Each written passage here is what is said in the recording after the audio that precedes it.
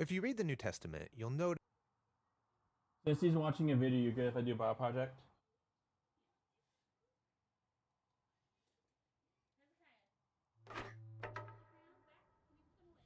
If you read the New Testament, you'll notice that the most common title people use to describe Jesus is the Christ. That is, the Messiah. But surprisingly, Jesus almost never used that word to describe himself. Instead, he called himself the Son of Man. The Son of Man. What does that mean? Well, the phrase comes from an important chapter in the book of Daniel in the Old Testament. Daniel was an Israelite prisoner of war who was forced to live in the empire of Babylon and work for the prideful, violent king who destroyed his kingdom. That sounds horrible. And while he was living and working in Babylon, Daniel had this crazy prophetic dream. You ready for it? I'm ready. He saw 4 beasts crawling out of a dark sea, hybrid monster-like animals, each scarier than the one before. And the 4th beast is so mutant, there's nothing to compare it to. And it's violent, leaving death and destruction in its wake. What in the world is this about? Well, he's told that these beasts symbolize violent, prideful kings and their empires. Oh, like the one Daniel's enslaved to. Yeah, and these creatures might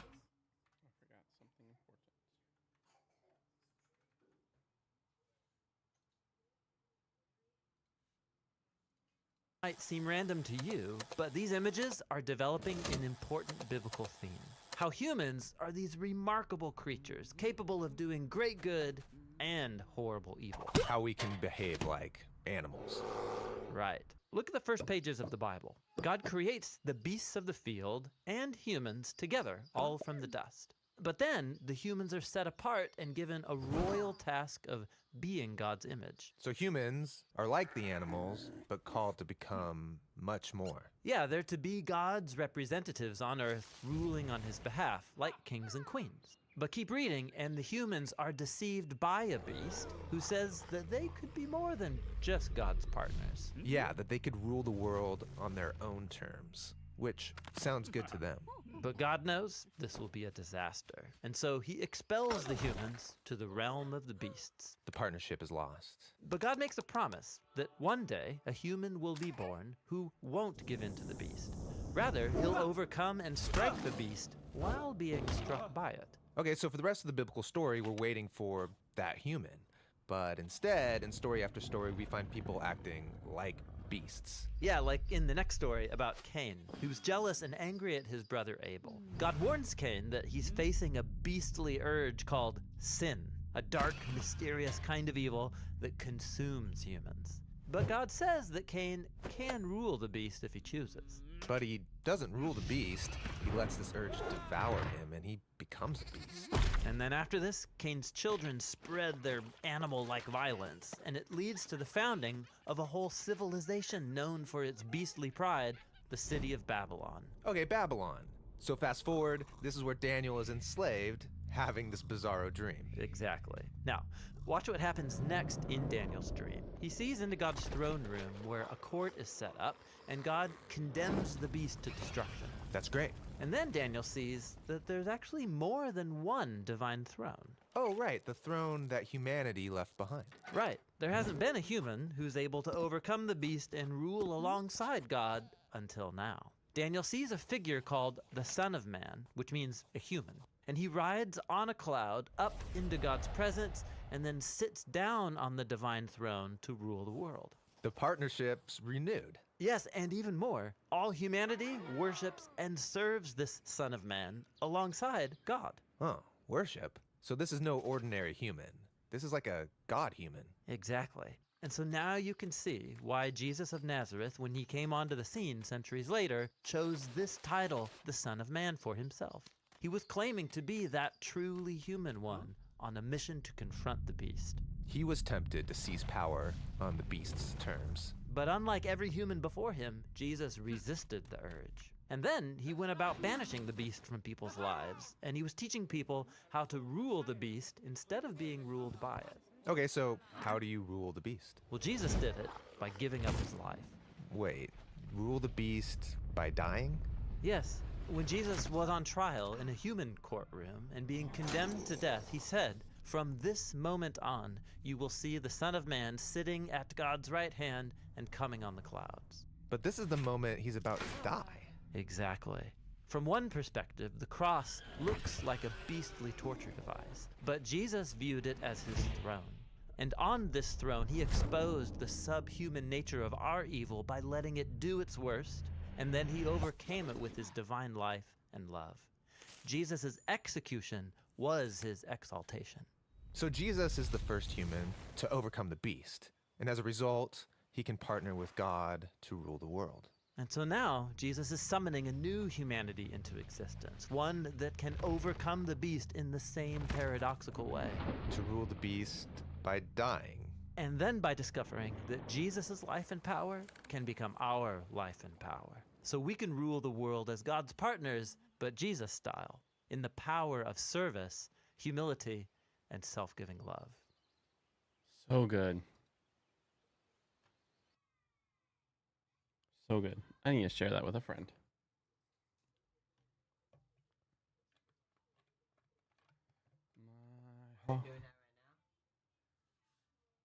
I'll wait till after reading. Son of Man, biblical theme. I'll make sure I remember that. All right. So Romans.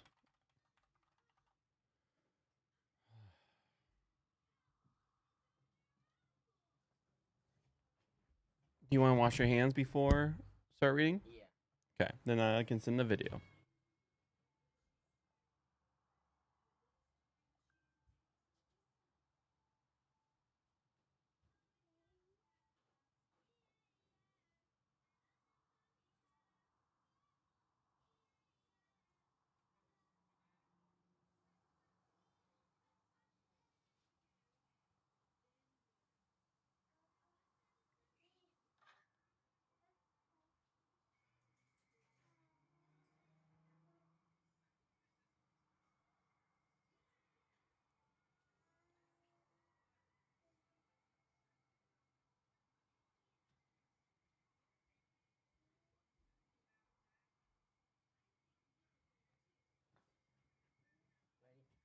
All right, let me just.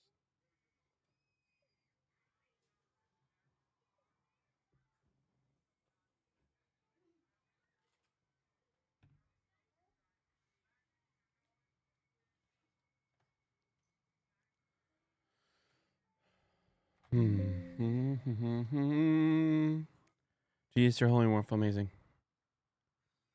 Thank you for your ruleship and your goodness. Thank you for being the truly human one that let the evil beast do its worst upon you. But since you're the author of life, you truly exalted to be the Son of Man, to be the priesthood, the true priesthood that we rule from you. We rule with you. We cling to you. Or you're good. Amen. All right. You ready? No, You ready for this? no, it. The call to holy living. Romans chapter 6, 12 to 14. So don't allow sin. No. So don't allow sin to rule in your mortal body to make you obey its desires. Nor should you present your limbs and organs to sin to be used for its wicked purposes. Rather, present yourself to God as people alive from the dead, and your limbs and organs to God to be used for righteous purposes of his covenant. Sin won't actually rule over you, you see, since you're not under law, but under grace. It's so good. No, it. We ended the last section with the picture of someone moving house, changing from one landlord to another. You remember that picture? Like, in the first house, so let's say here, let's say you know what a landlord is, right? Yeah, so the owner of the house is like always bullying us. Yeah. Yeah.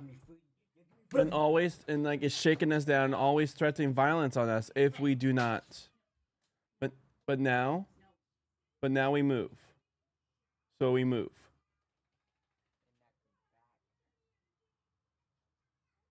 And then he tries again. But now we're, no. our rent has been paid. The You have contract no has happened. rule over my house. Get out of here right now. Yeah. And so now we're now under grace. We're at a new landlord, and say the landlord's grace, King Jesus. So now we're under a new form. And so even the longing of going back here should now be a no longer thing. And we strive to, and now we're in a new house, and we have to figure out how to live here. We ended the last, okay. Let's extend that a bit. And imagine that I'm a small holder living out in the countryside about 1,000 years ago. My little farm sits on the border between two great estates. And for years, the lord of the manor in whose land I actually live has had me completely under his thumb. In particular, whenever he has wanted to fight a war or even a local skirmish, he has called on me to join up and fight on his side, and has threatened me with all sorts of unpleasant things, like burning my house down, for instance, if I don't come along. What's more, he has more than once made me get all my farm implements, nice peaceful things like hoes and spades, and take them down to the blacksmith to make them into swords and shields. So off we go to fight his wars, when really I ought to be looking after the farm. Well, eventually I saw the light and moved just across the river into the other great estate. We built a new house, brought all our stuff across, and settled down.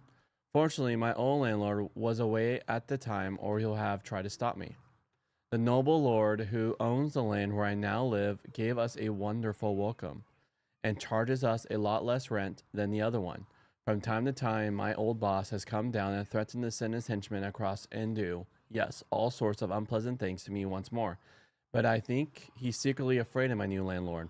I get on with my work and look after my farm, and my new master gets me to help with his work, which is quite different from the battles my old boss used to drag me into. My new master is building schools and hospitals, especially for the really poor people. And sometimes he asks me to bring my tools and help in the work. And if someone's in special need, a death in the family, a fire, animal sick, whatever, he asks me to help out in this way or that. Sometimes, of course, it's enough effort, but I'm glad to do it, especially for him. A harmless fiction. I quite like living in the Middle Ages on paper, but I'm sure I wouldn't have liked it in reality. But it makes the point of which these verses are driving. What is involved in becoming a Christian and then living the life of God's renewed humanity is a change of master. This all seems very odd to some people. There are some today, as there were probably many in Paul's day, since he finds it necessary to stress this point, who simply don't think in these terms.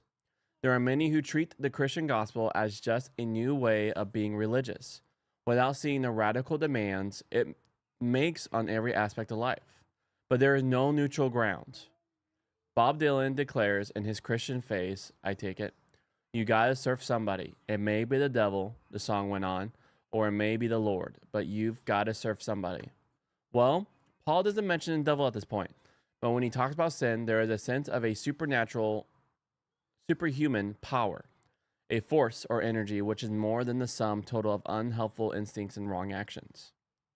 This force can and does act like a tyrannical landlord, making demands and backing them up with threats. You must live like this. You must go out and get drunk. You must indulge your sexual appetites as fully as you can. You must help yourself to other people's property. You must develop new types of weapons to kill more and more people. You must extend your business empire as far as you possibly can. The list is endless, as it was in Paul's day.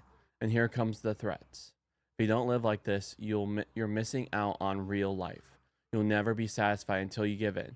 You'll get sick or stale. People will laugh at you. Your economy will crumble. Your enemies will take advantage of you. Whenever someone says, oh, but I couldn't possibly give that up, it may be that they have a sober and realistic view of the necessities of life. But it is quite likely that they are simply afraid of the threats of the old landlord. Perhaps the most important word in this little section is the first one. So, or you could translate therefore. This passage joins on to the previous one, where Paul urged his readers to remind themselves to calculate and work out where they now live. They have crossed the river. They don't belong in the old territory anymore. They are not only under new obligation to obey the old landlord, They are under a new obligation not to obey him, but to obey the new one instead. And the main weapon they have in that particular battle is to remind themselves of who they are through baptism and faith. Martin Luther, when tempted and tested inside out, used to shout, "Baptismal baptizatus sum." I have been baptized.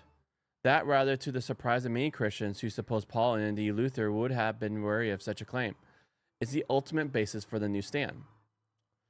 In particular, Paul envisions the various parts of the human body as implements to be used in the service of this master or that. Our limbs and organs, and for that matter, our mind, memory, and imagination, emotions, and will are to be put at the disposal not of sin, but of God. We are to think and act as people who have come through the river and on the other side. That is, who have died and been raised to new life. We should not miss the powerful implication of this, backed up in more detail at several points in the first letter to raise to new life. You know, which you can start saying whenever compromise. We could just yell, "Baptismus zatus sum." Especially when people are being toxic and you don't respond to toxic, you just type that out. "Baptismus sum." What we do in the present time when we offer our whole selves to God's service is the beginning of resurrection life. Of course, there will be an enormous change when the resurrection itself occurs, as Paul assures us it will, in chapter 11 elsewhere. Our present bodies will decay and die, but when we are raised, then, no doubt to our great surprise, the work we have done in the present and the service of the new master will turn out to be part not only of who we are, but of the new world we have brought into being. Present yourselves to God, says Paul, as people who are alive from the dead. Verse 14 adds a different note, reminding us of a theme which, as so often, we might have forgotten, but Paul has not. One of the reasons sin will not rule over you, one of the reasons the old landlord has no authority over you, is that you have left his territory. You also left behind the place where the law rules. Think back to chapter 5. There are two spheres, two places to live: the Adam humanity and the Messiah humanity. Shockingly, God's law appears to be part of the Adam world rather than the Messiah world. How this can be, Paul will take the whole of chapter 7 to explain. But for the moment, just in case anyone might think that embracing the Jewish law will help them in serving the new master, Paul rules it out. You are under the rule of grace, not of the law. That is, under the direct and generous rule of God, through the death and resurrection of his son. One of the lies of the old master, of course, is that the new master himself really is a tyrant, is really out to cramp your style and make you live a shrunken, feudal kind of existence. All those don't do this, don't do that rules.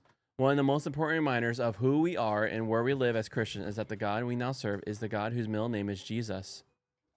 The God, in other words, whose very character is grace, generous love. So whenever there's temptation and we feel like we're missing out, we got to know that we serve a generous, loving God. And we may at the moment feel like we're missing out, but we're living in the more glorious humanity. We're living in the beautiful rule as King Jesus we're serving. All right, friend, we can start.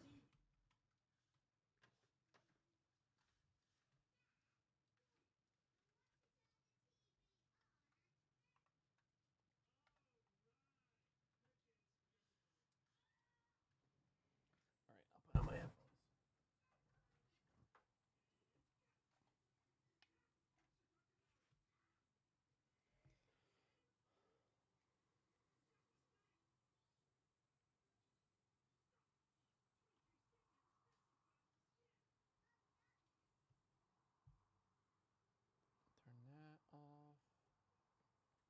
Windows G.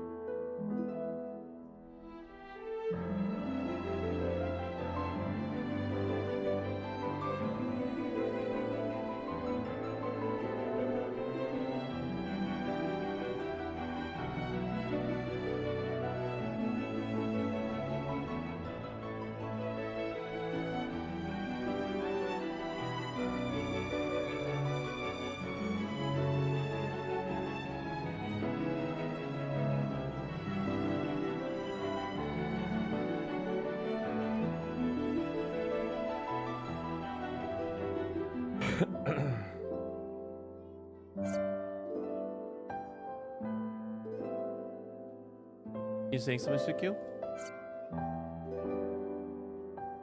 I am playing Final Fantasy.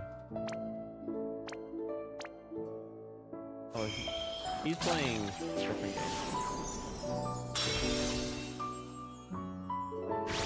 Yeah, he's playing Roblox.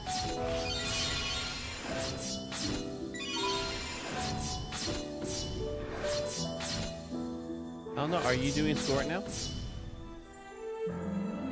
Oh, she's playing right now? Okay.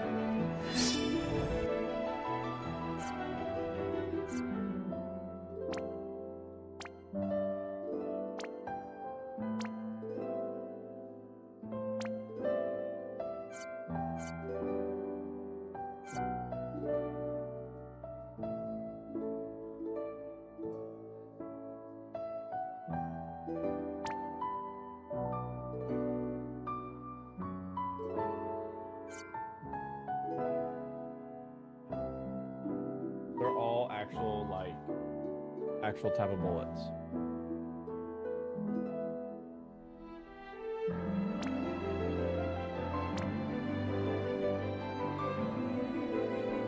For actuals.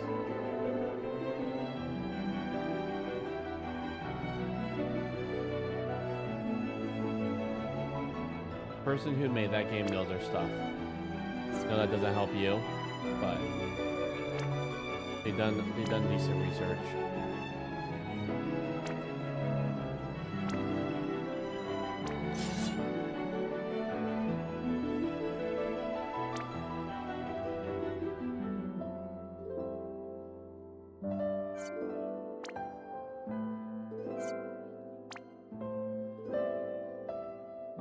You didn't earn it?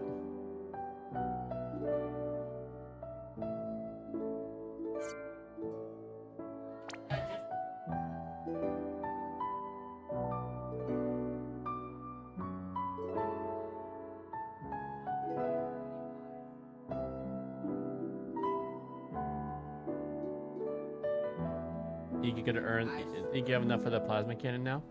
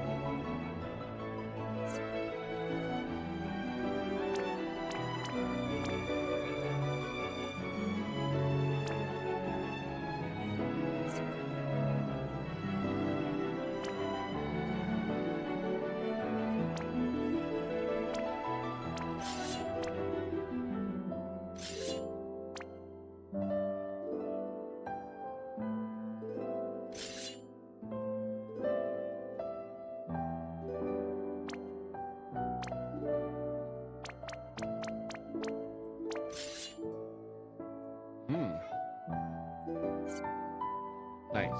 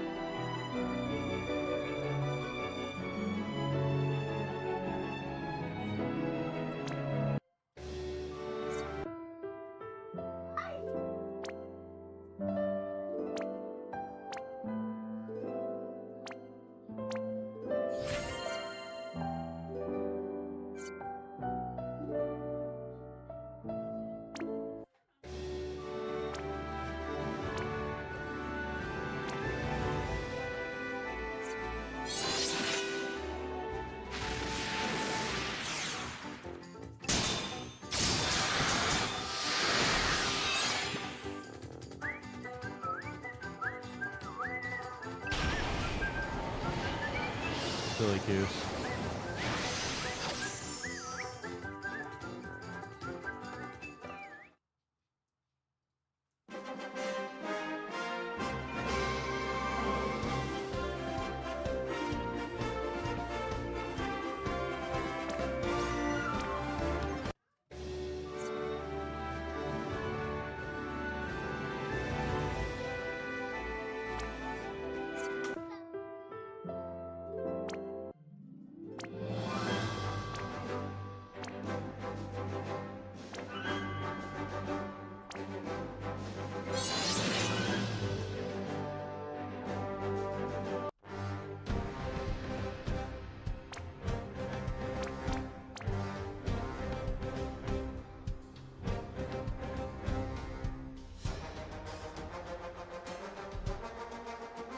What?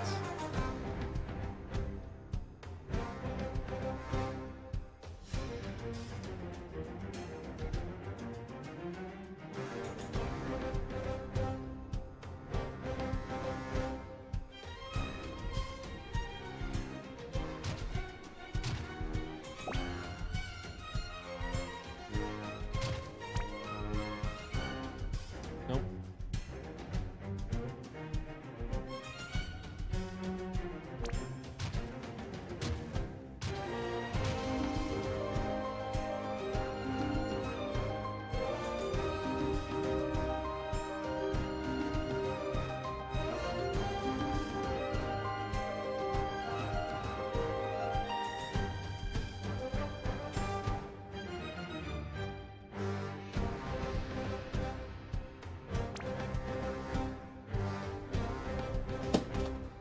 Looks like from that game, there's no skin. Because all skins are modern themes. It looks like the plasma cannon, which doesn't exist, is your only bet from my scene, what you showed me.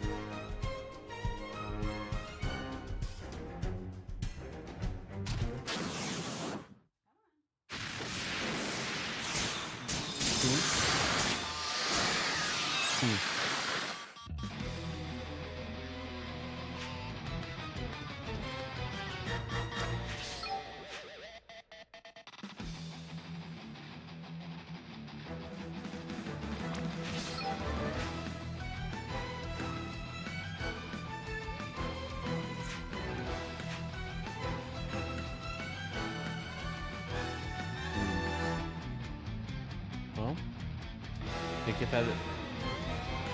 just have the scale off, and then you actually equip it.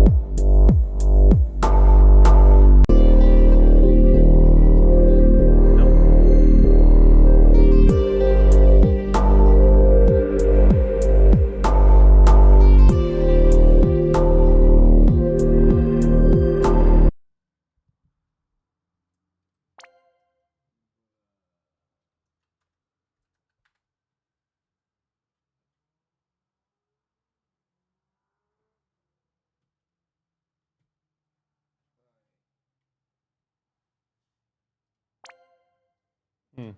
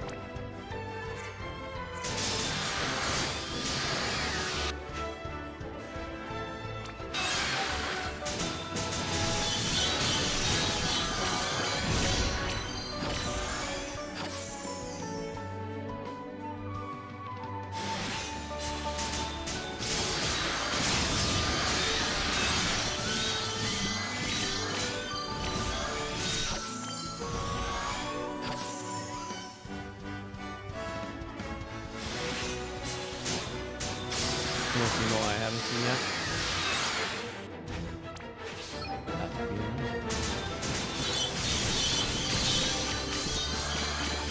That's pretty nice. That's pretty cool.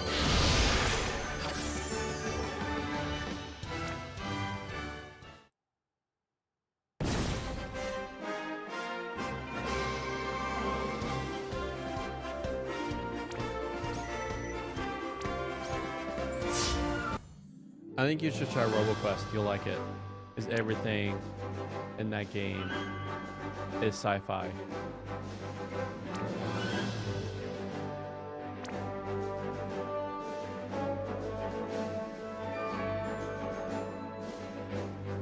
That's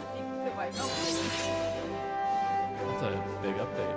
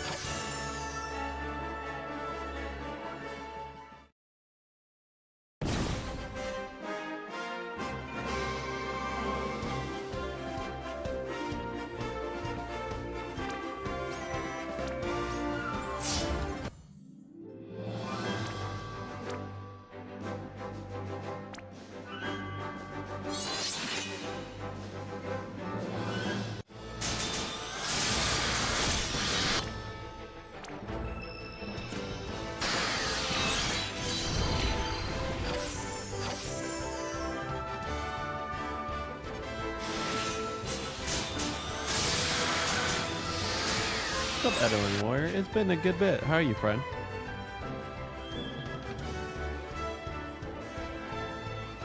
Oh, night vision scope. Does that make you like side beams?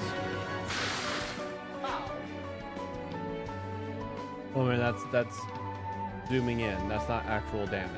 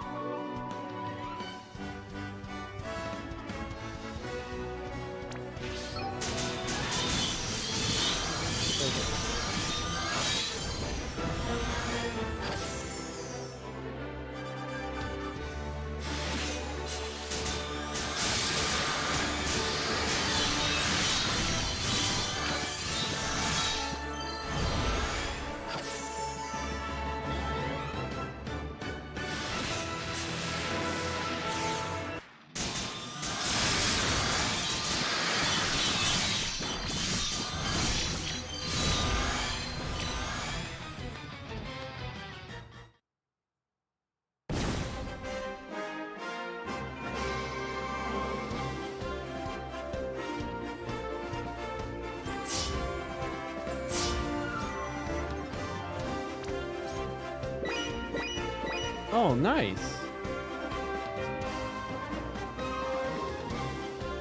But no, yeah, that's cool. What kind of apprenticeship are you starting?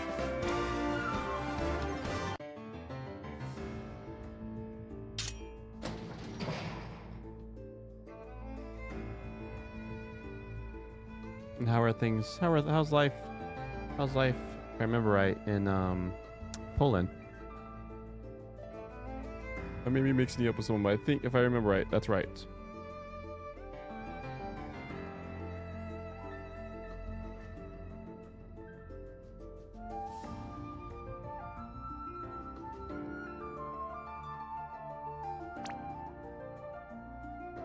Oh, thank you. Let me fix that. And I have a thing to translate, thing that like have a dock. And it just, when it comes in the soundboard, it just goes out super unhinged. What's up, Ankit Kavala Gaming?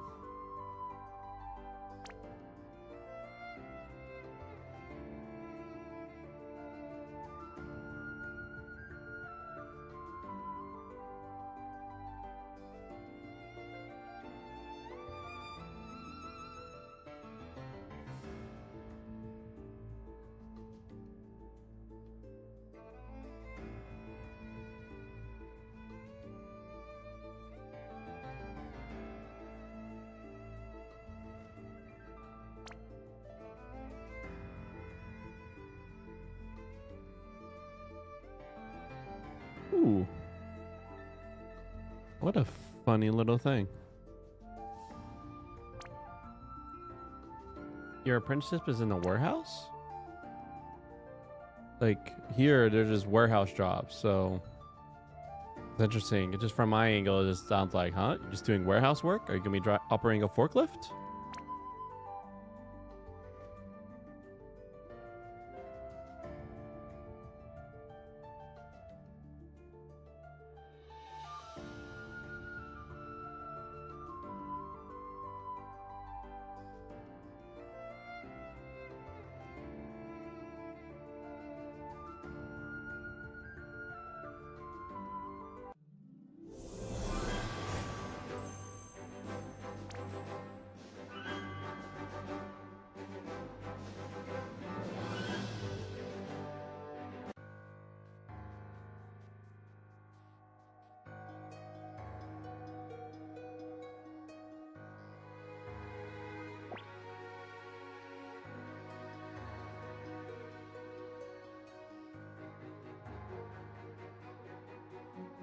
Yeah, zombie.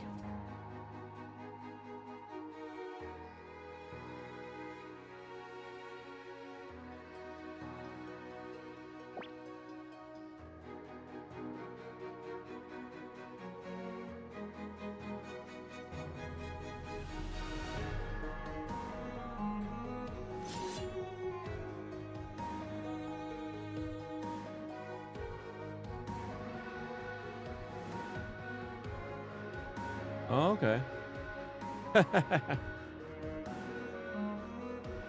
Forklift from my hair is not too hard to operate. Here you have to get, you know, just don't compromise your wits.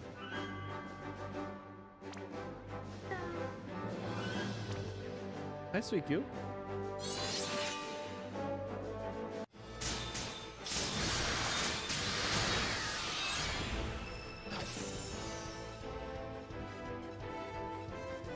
Alright, let's go full limit break. Bill.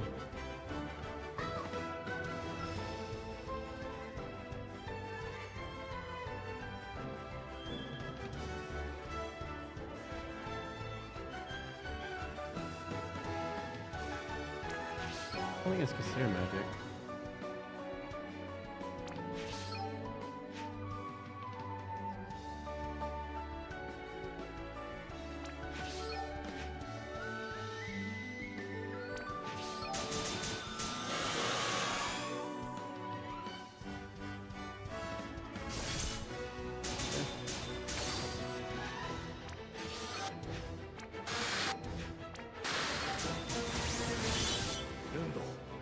Hold on, we're not ready.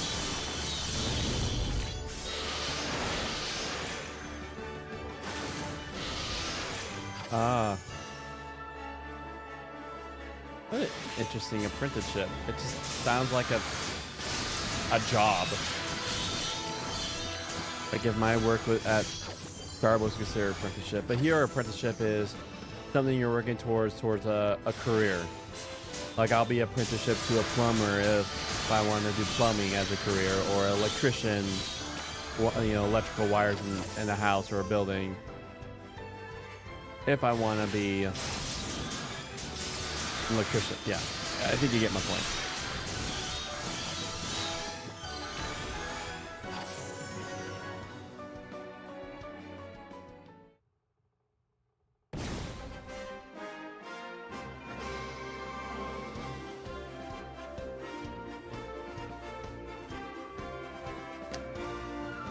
All right, you're.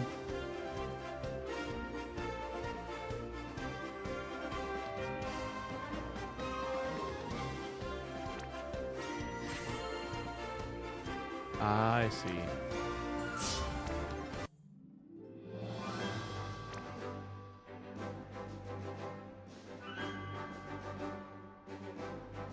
That's really funny.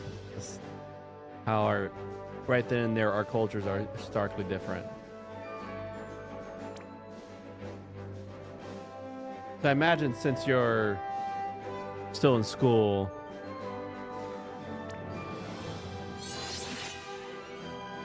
probably makes sense. Like it's so you be able to work either, you know, while or after school. Oh yeah. Well, actually, Final Fantasy Brave Exvius is closing on the end of October, so I'm just going through the story. Actually started fresh, and I got they're throwing everything at you because since it's closing, so it's been quite the experience. Just leap through progression.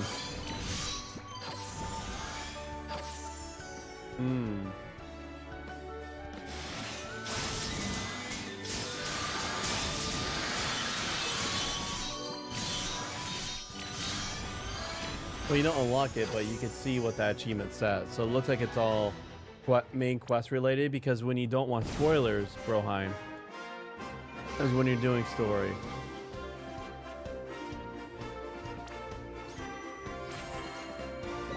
And I need to play, after this, I'm definitely playing a rogue game.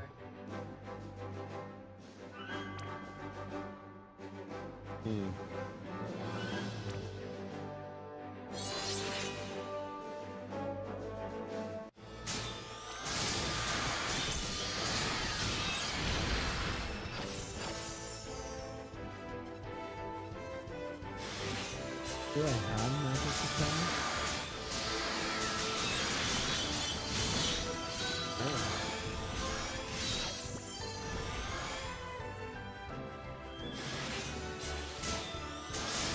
Oh yeah. I mean, it is in Japan. 10 years old. It's probably back when you watched me. 'Cause I be in it completely. And I'm waiting for the new update to get more content. Cobb. Born on the cob. You are not my father.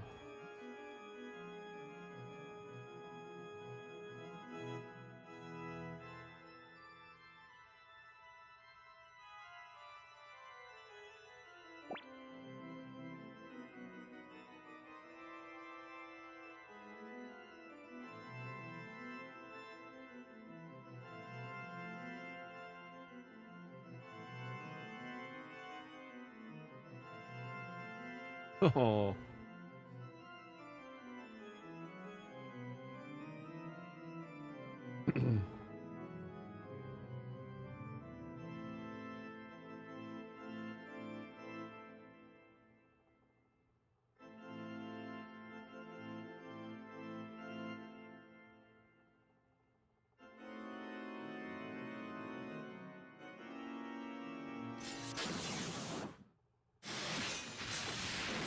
Yeah, when there's new content, I'll gladly play some more. So, I think I defeat him with magic. Oh, let's do all the magic. Oh.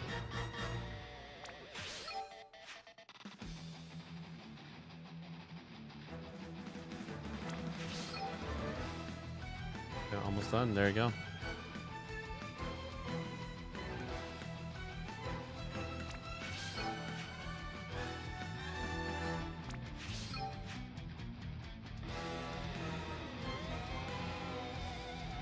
Basic fire.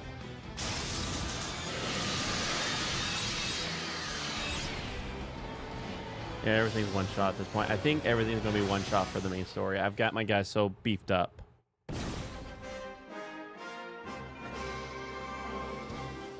Your download's almost done. I can be flexible on that a little bit more time since I've been waiting for that download, okay?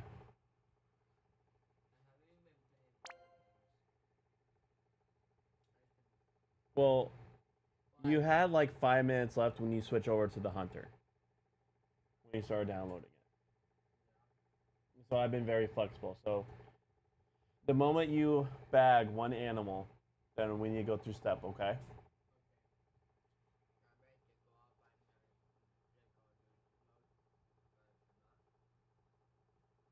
Man, that was a while ago.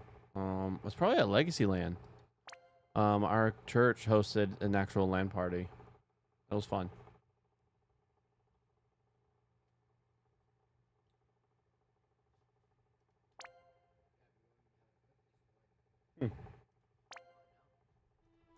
Boiled it?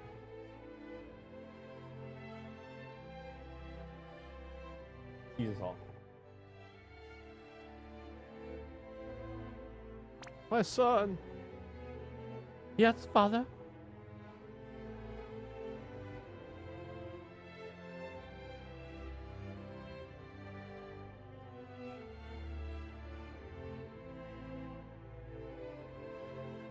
But may you choose the right path.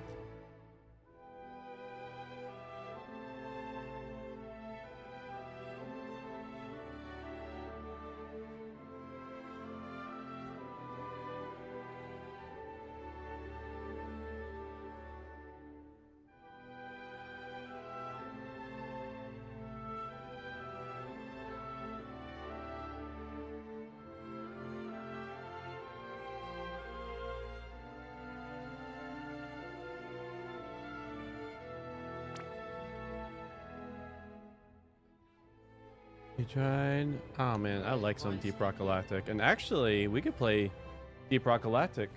That is now in the sci-fi fantasy realm.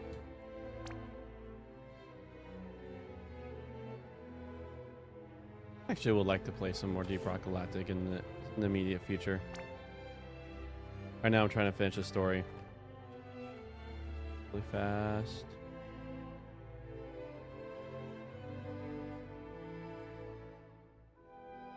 Are you? There you are.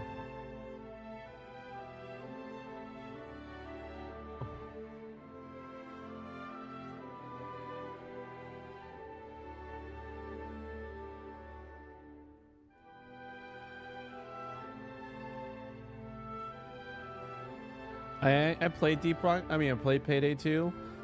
You know, that game. Oop. Gosh, what the heck is going on? Stop being weird. It's like this chat thing is like exploding on multiple channels. Over here. What are you doing? Hey.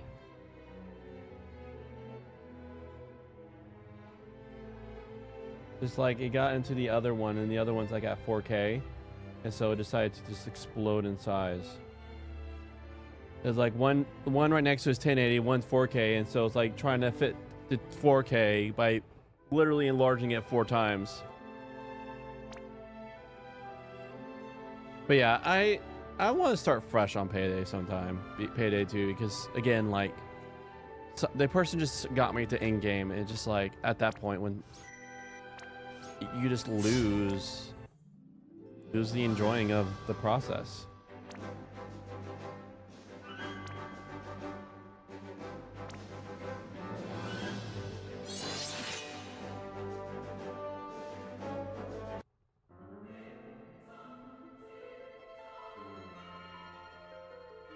I'll be back.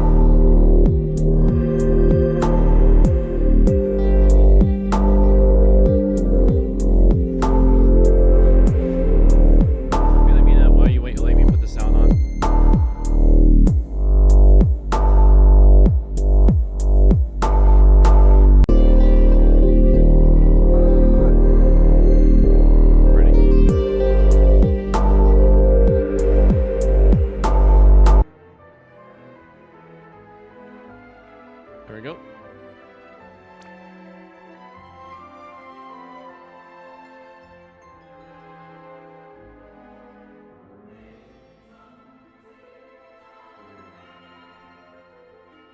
Oh.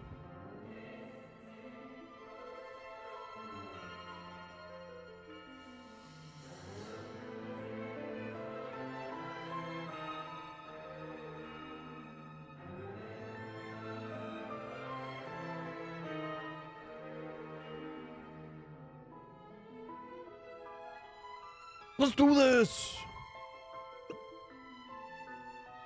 Ooh, I do love some complicated build making. Thinking through numbers.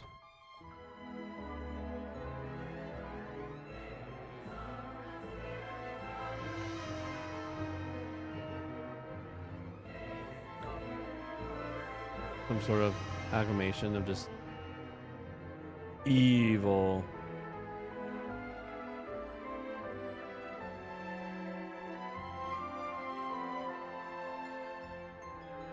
All right.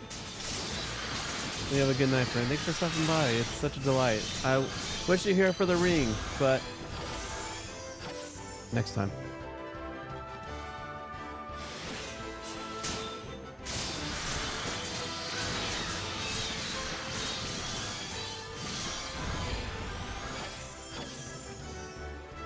Sure.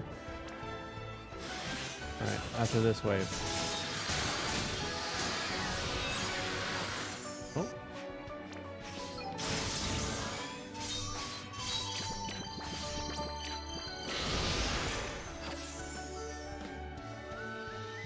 I wish it was a cutscene. That'd be cool. When I first says cutscene, I think I would be too.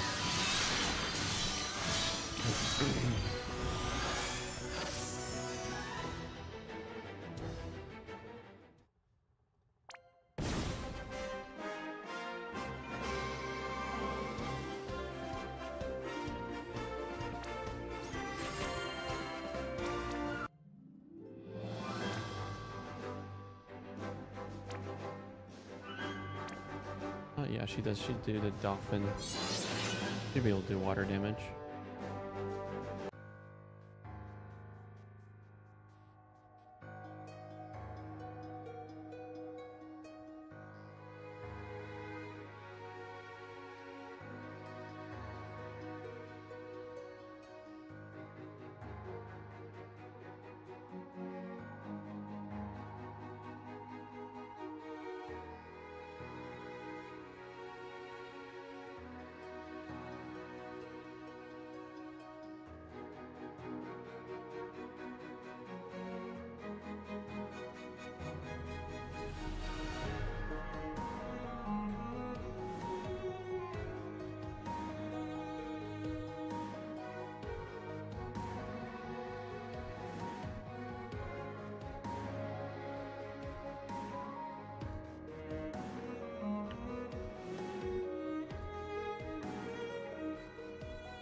Like your father.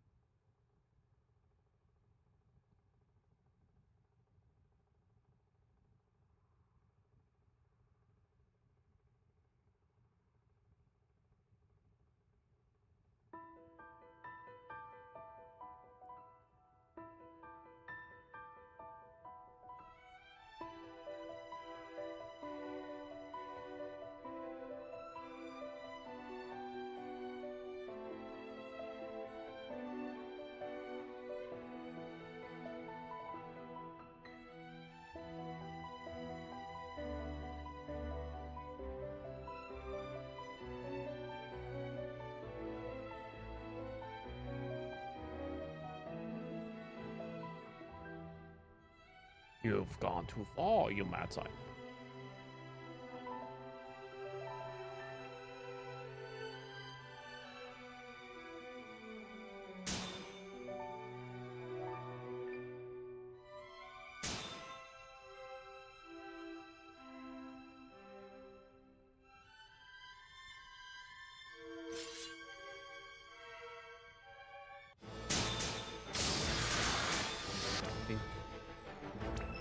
Do water damage, thermal limits. Alright.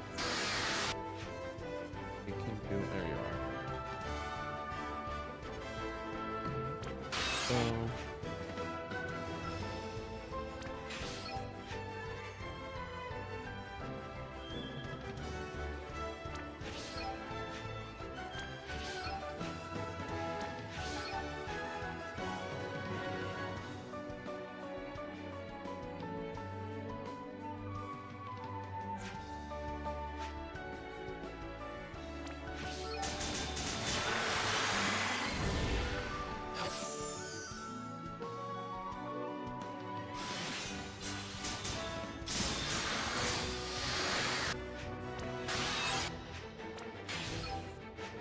Okay, I think the cutscene is a little bit of a woof, but this part where he actually on the game, he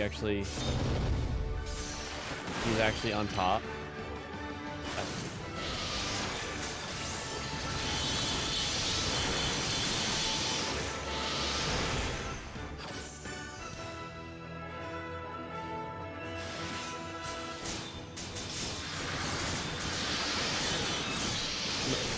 Later tonight to talk.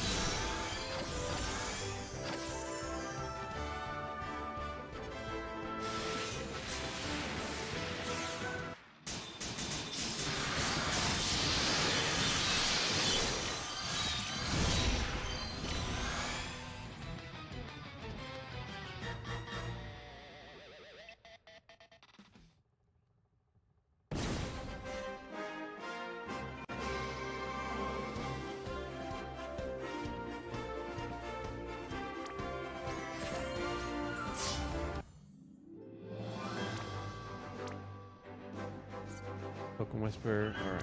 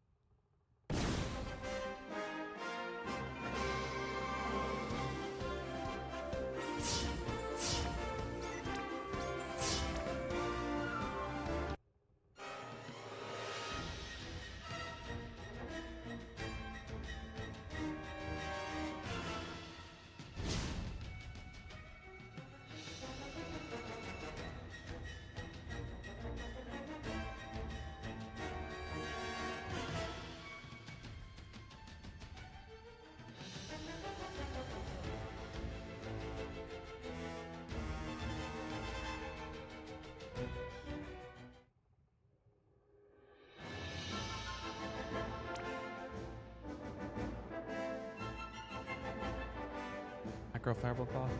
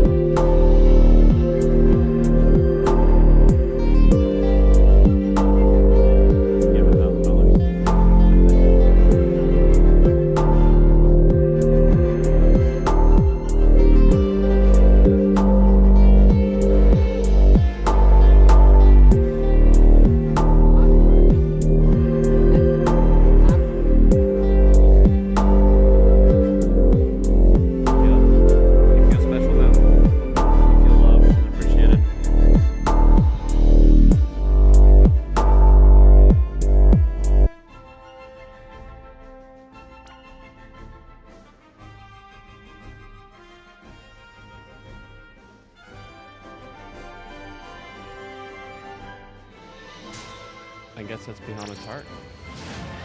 Whoa. That cutscene.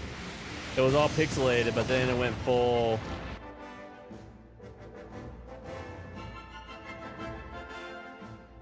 So good thing they did break the fire crystal.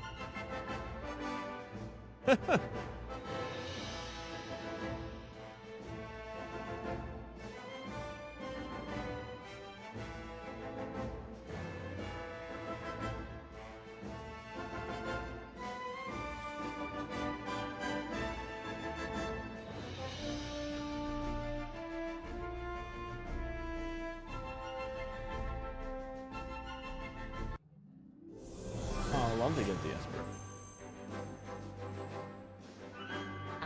Oh,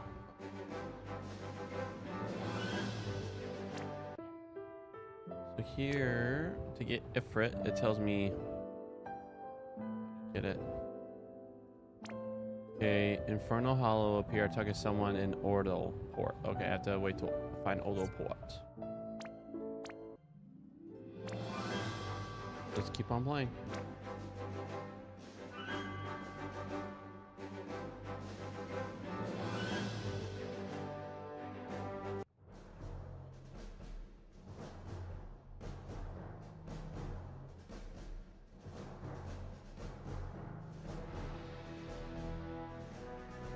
my.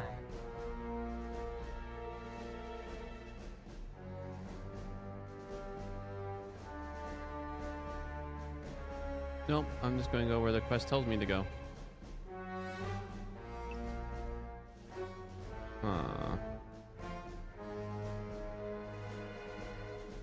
Yeah, it looks like it's just a quest.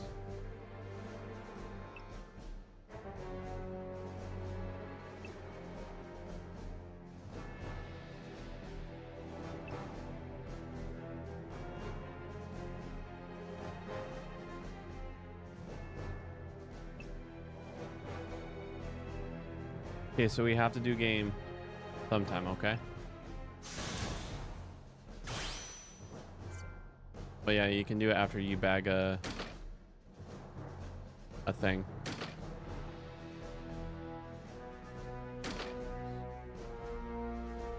For my curiosity brain.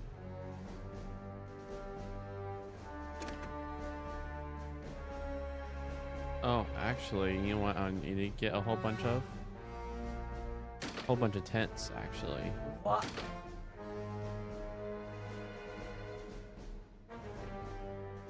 What she's doing? Mm-hmm.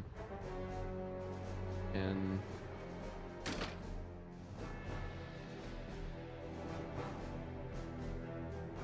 oh yeah, this game screams. Screams there's something hidden here. Yeah.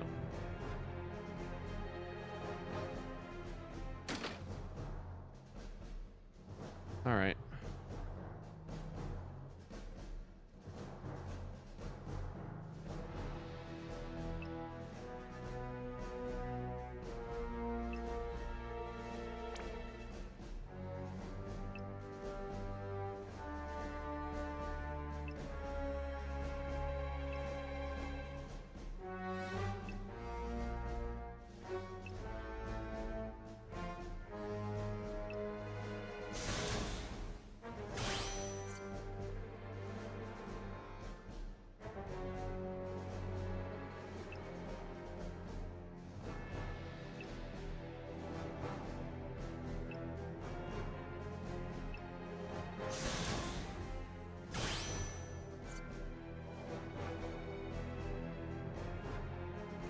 Here we go.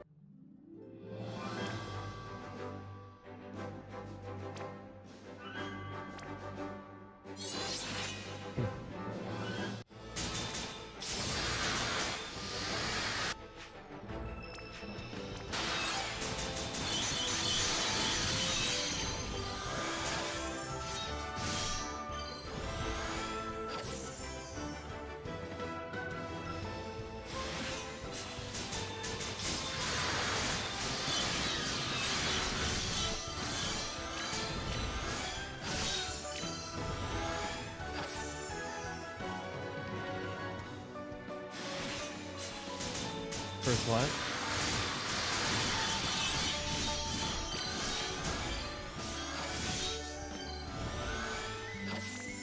Here. Alright, dude, which one you want to see, the Siren or the...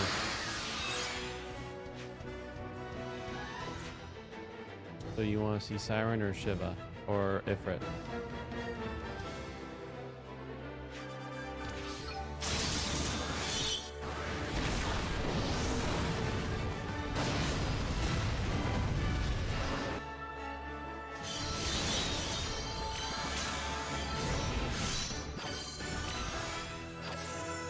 The person also has like level 116.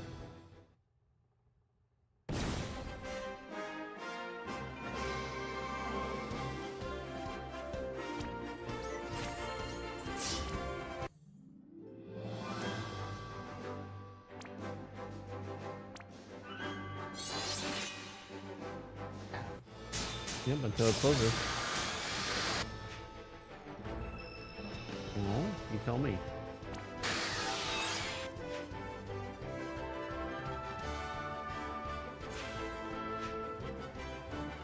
Water.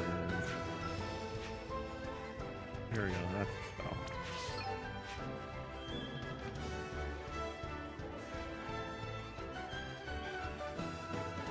Yeah.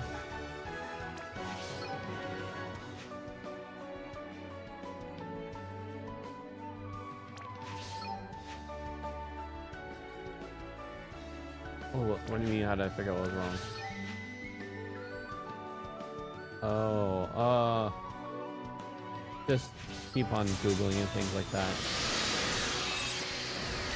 Also, when I was playing it, there was no indication of War of Vision that was closing, so like, it's not, and also it's like, it's not how I remember, even though they say the same name, Brave XVS. And so, that's pretty much all that happened.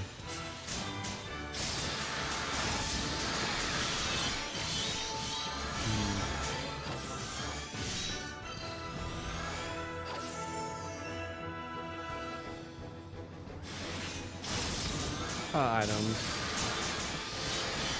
Also things that do over level.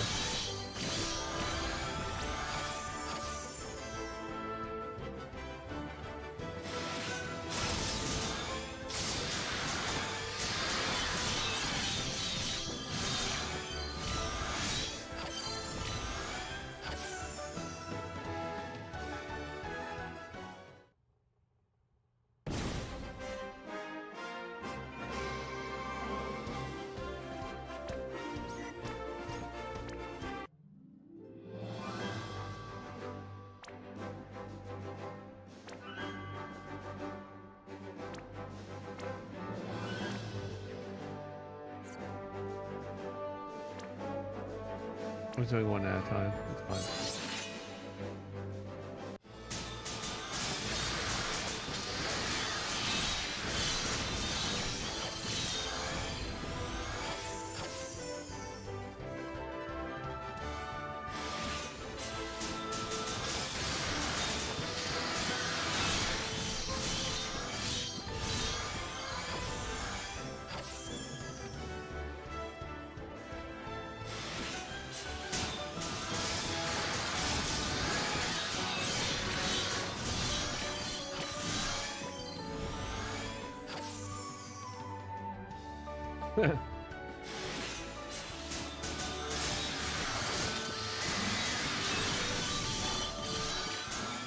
You haven't seen a true Final Fantasy game.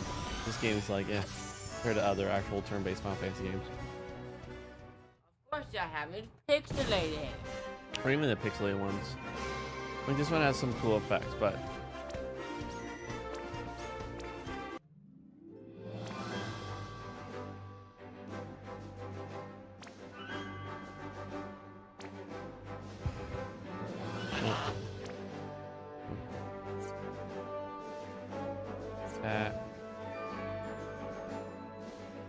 Alright, I'm putting headphones on.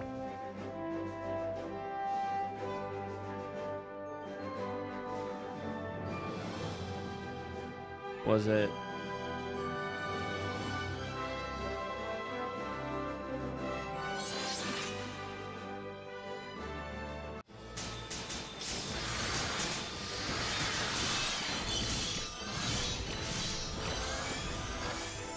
You know, since we have a long wait, I say let's just go through steps, and then we'll just go through steps right now because we're just waiting.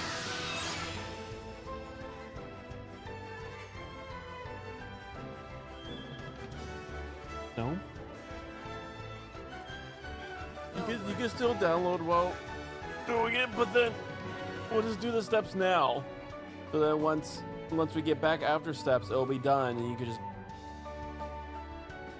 yeah.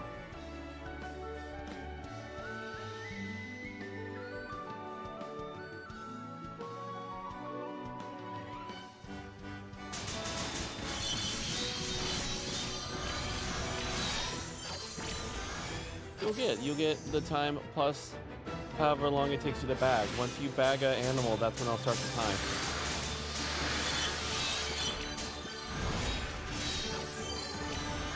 Sounds good?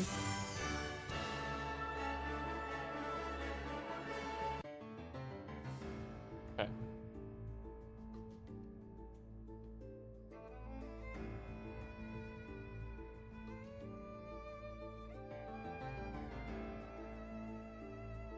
Yeah, he's going to take something. Oh, at first I was going to take something, make himself a monster.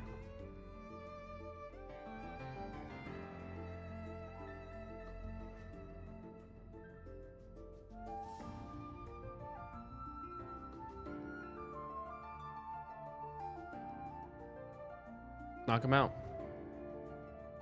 Knock him out.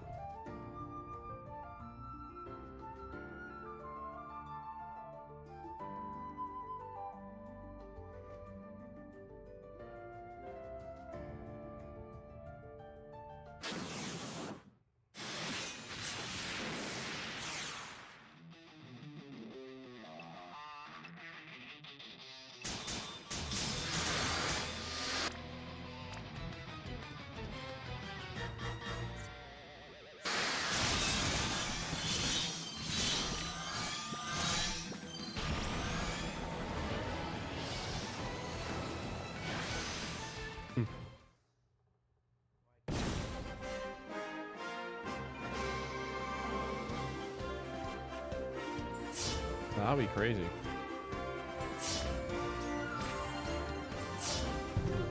Mm-hmm.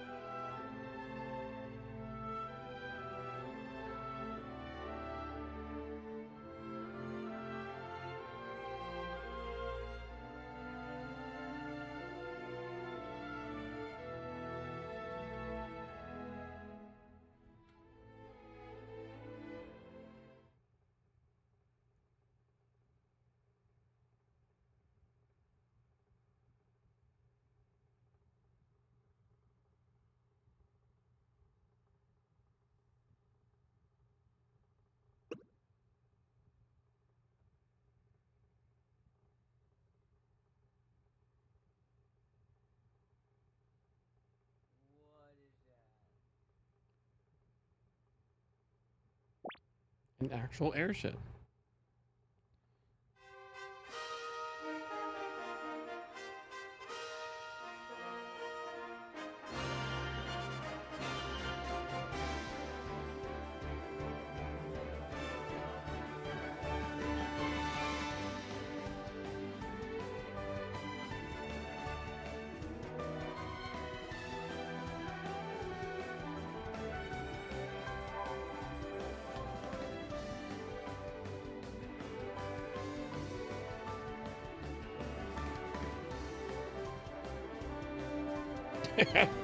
That's my dumbest thing ever. Oh, That was so dumb. Dude. Didn't do anything, just went up.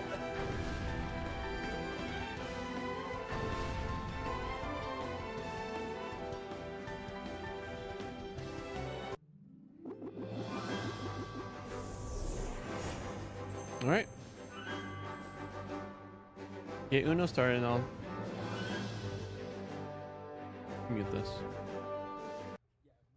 Boy. You mute your face. You heard me. Oh. Claim all. Oh, they're all probably 10s and 100s, so. Nope. That's a free, like. No, I'm not going to, but pretty much what I'm saving up for. Got that character, so now I'm working towards this character. I'm saving 5,000. Not fatter, dumb.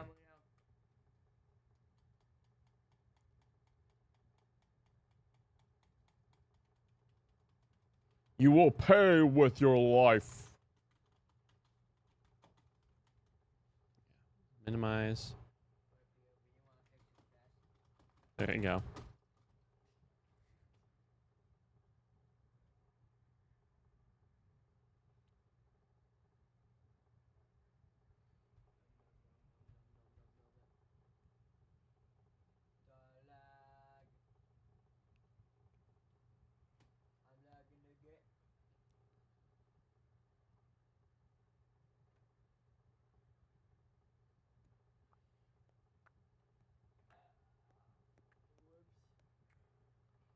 Boom, boom, boom, boom, boom, boom, boom, boom, boom.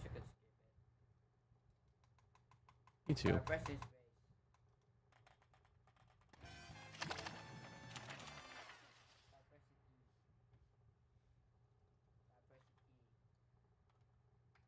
I can't. Stupid. Mm-hmm.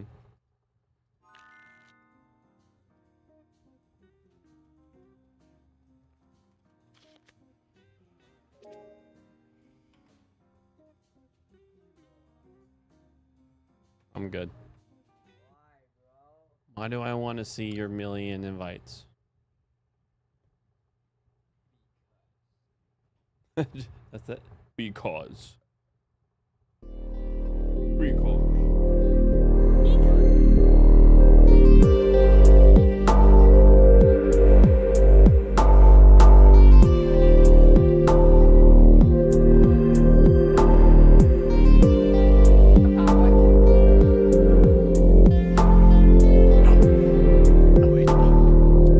It's delicious. So yeah, I'm gonna play with this, eat with this hand, play with this hand.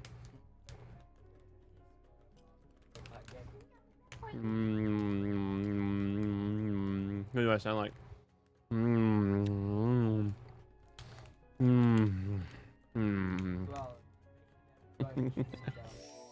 What happened? What happened?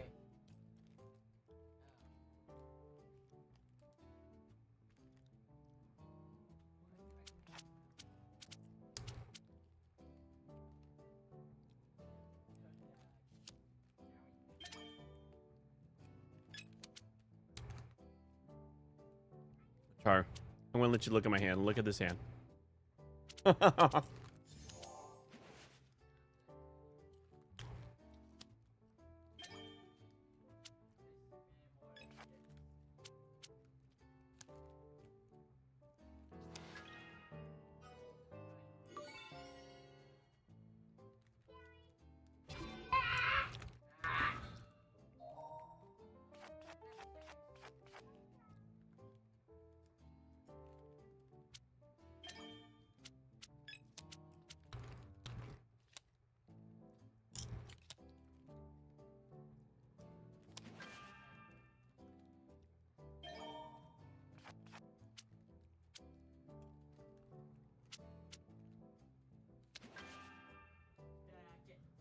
it.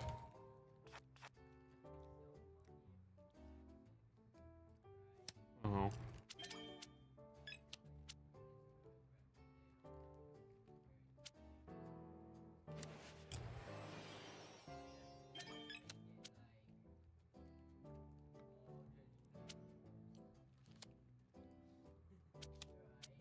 I think how this game works though. No, they do things at least in twos. I haven't seen more than 2 of a card. So I've only seen like 2 green skips, 2 blue skips.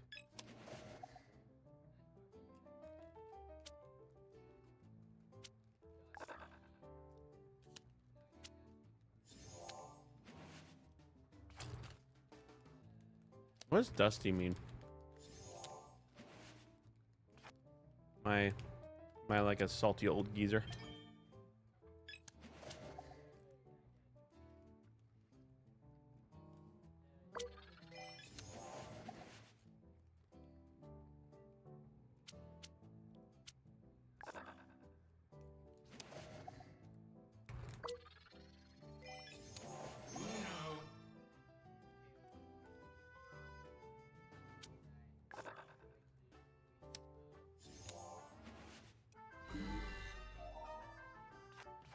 No, I'm not going to stream One Piece. I don't want to get...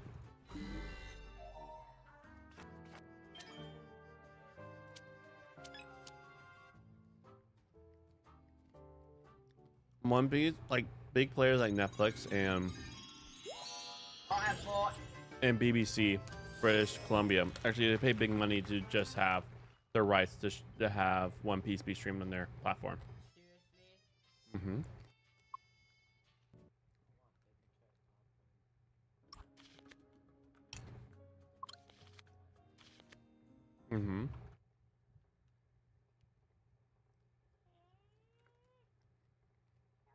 All right, you minimize this restoring steps.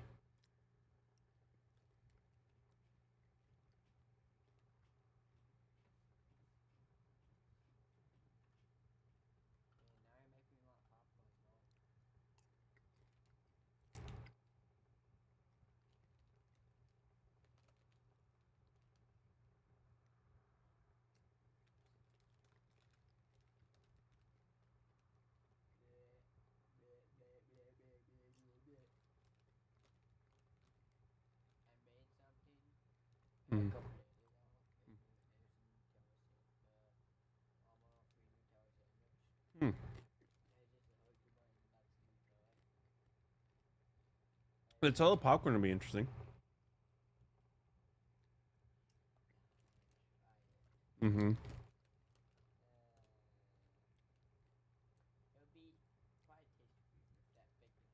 Oh, bacon cheddar, but Yes, do it. Do it. I'm good.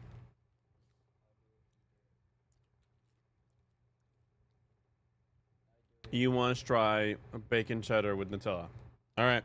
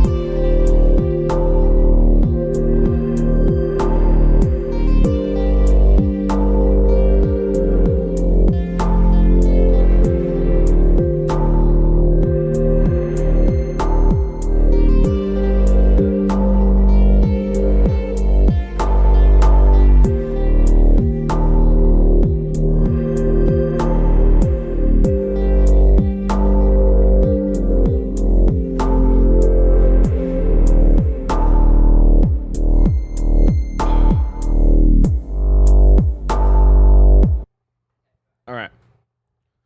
We're going to listen to the 2 types of slavery. All right. King Jesus, for amazing. I thank you again that we have this time dedicated to enjoyable video games, dedicated to trying out Nutella with bacon cheddar popcorn. We need to see the goodness, and we just got to give you praise. And in that, we also recognize how there are people out there who don't have luxury as we have to be able to spend time through delightful art, delightful experiences. And we use all to praise you, worship you. Amen. All right, we ready? Romans chapter 6, 15 to 19, the 2 types of slavery.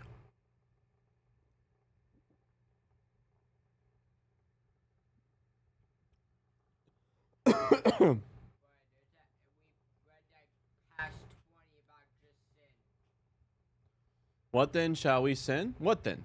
Shall we sin because we are not under law but under grace? Certainly not. Don't you know that if you present yourselves to someone as obedient slaves, you really are slaves of the one you obey, whether that happens to be sin, which leads to death, or obedience, which leads to final vindication. Thank God that though you once were slaves of sin, you have become obedient from the heart to the pattern of teaching to which you were committed. You were freed from sin, and now you've been enslaved to God's covenant purpose. I'm using a human picture because of your natural human weakness. For just as you present your limbs and organs as slaves to uncleanness, and to one degree of lawless after another, so now present your limbs and organs as slaves to covenant justice, which leads to holiness. Alright. What's really cool is because of the death and resurrection of King Jesus, we are in an order above the law. And so before we cling to Jesus, we were in death.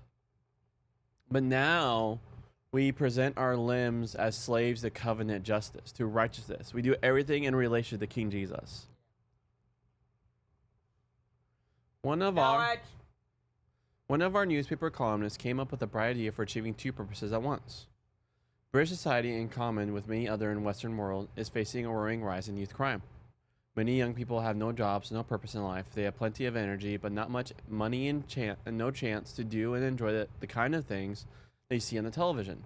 So they turn to crime and become hardworking experts at all kinds of skills, both physical and mental. We do not, it seems, have very much idea as a society how to cope with this problem. Blaming such people as criminals and locking them up doesn't seem to be doing much good. At the same time, many people in England lament the fact that our cricket team never quite manages to perform up to expectations. We succeed in other sports from time to time, but at the time of writing, it is a long time since English cricket, once the pride and joy of the country, did as well as it should. Very well, suggested the columnist. Here is the answer. Take those energetic but dangerous young men off the street, put them by all means in some kind of detention center, but let their regime be quite simply that they are trained to perform on the sports field. Compulsory physical training, learning all the skills of the sports. Endless time to practice. Before too long, we should have a new generation of cricketers ready to take on the world. He didn't add, though he might have done, that since Australia is England's greatest enemy in cricketing terms, there's a certain appropriateness in this method of selection. After all, as Australians themselves frequently remark, their ancestors, deported criminals, were selected by the finest magistrates in London. Joking apart, the point of the illustration is that all the energy and initiative which at present is going into crime needs not to be squashed, but to be channeled in a good direction. So when we used to have all our energy go towards being enemies of God, now we channel our energy towards righteousness. Just as you present your limbs and organs as slaves to uncleanness, so now present them to God as slaves to his covenant purposes. There's a sharp challenge there for Christians in every age and generation, not least those who have come to faith as adults. Think of the way in which in your former life you employed a lot of energy in going after things which you now regard as wrong. Are you using that same energy and imagination initiative in working for God's kingdom and extending his covenant purpose in the world? This challenge is a sharp edge of the contrast in this passage between the two types of slavery. Paul's eager to ward off any suggestion that because as Christians we are free from the slavery of sin, this gives us the freedom to do anything that comes into our heads. This is once more a charge he must have met quite often, not least from Jews and Jewish Christians who, on hearing that he regarded Christians as free from the law, worried quite naturally that they would cast off all moral restraint. It is amusing to think of Paul facing this charge when, in our day, he is often seen as a stern moralist. Paul knows that the freedom which the Christian enjoys is not that kind of thing. Just as the freedom you enjoy when you pass your driving test and have the freedom of the road does not mean that you are free to drive as fast as you like through towns and villages, or to drive on the wrong side of the road, or to drive on railway tracks or across plowed fields. With new freedom, you always get new frameworks. The frameworks constrict one kind of freedom, the freedom to do anything at all, in order to enhance another kind. If everybody drove wherever they pleased, nobody would be free to drive anywhere very much. Paul expresses this sense of a new framework by speaking in quite a dramatic fashion of a new slavery. Freedom is not a moral vacuum.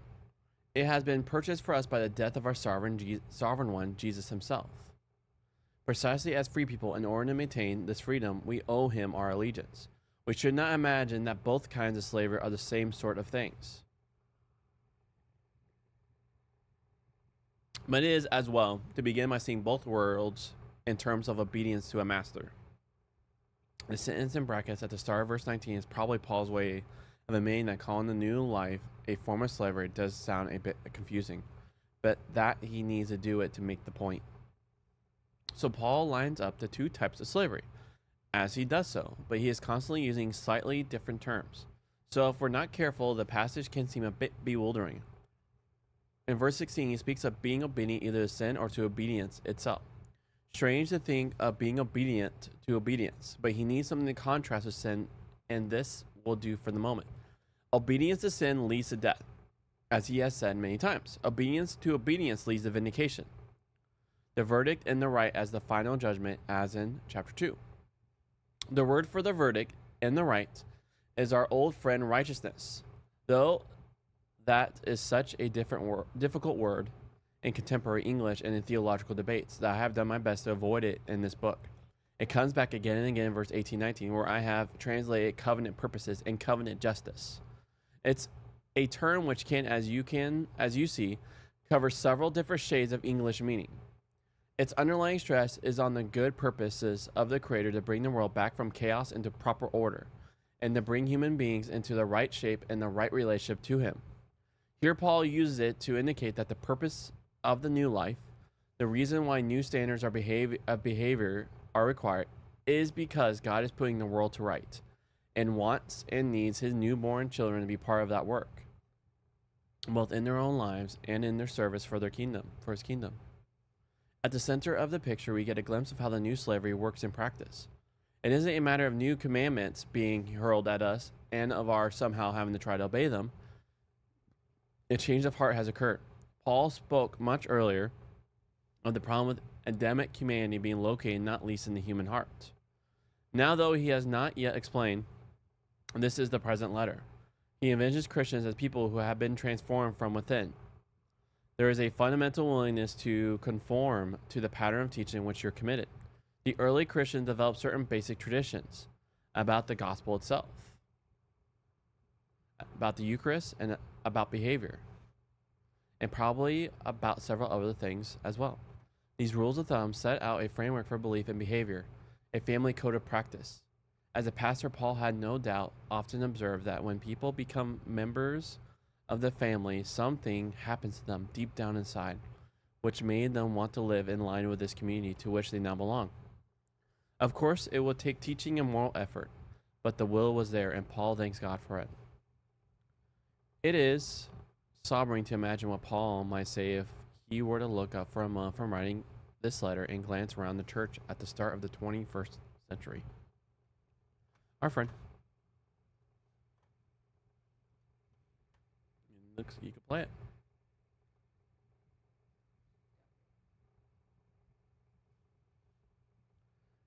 Do you want to put headphones on?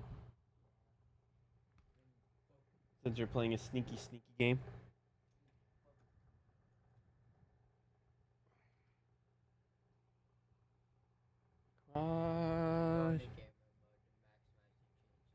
There you go. Christ Jesus.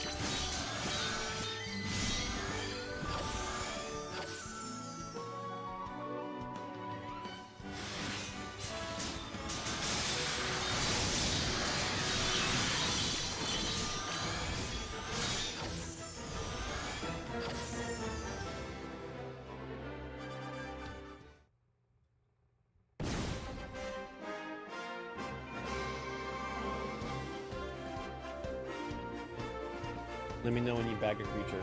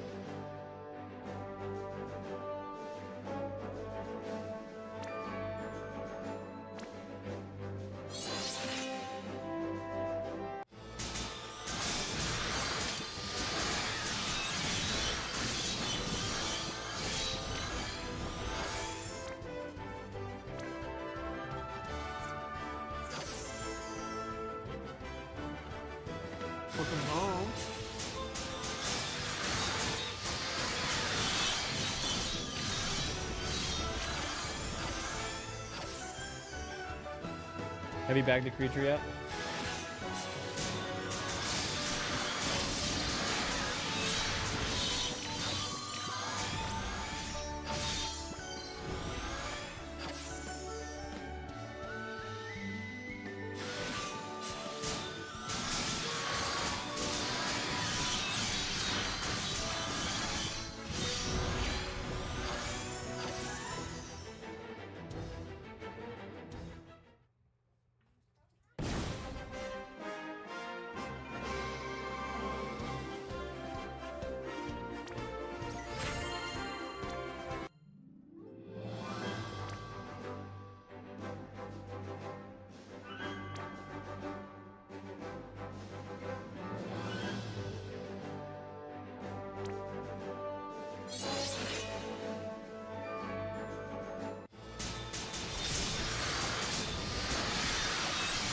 What's up?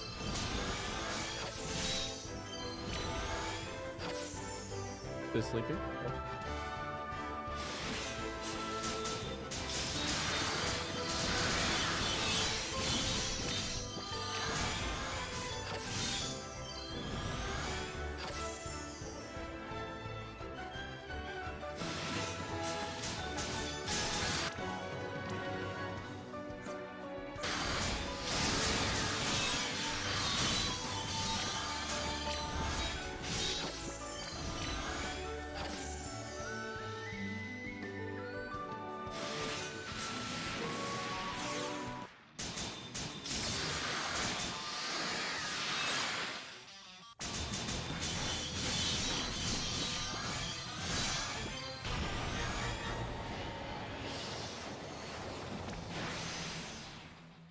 What's up?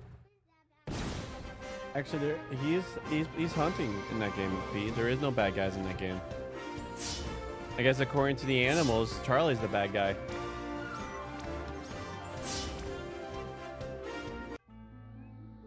No, it's a elk.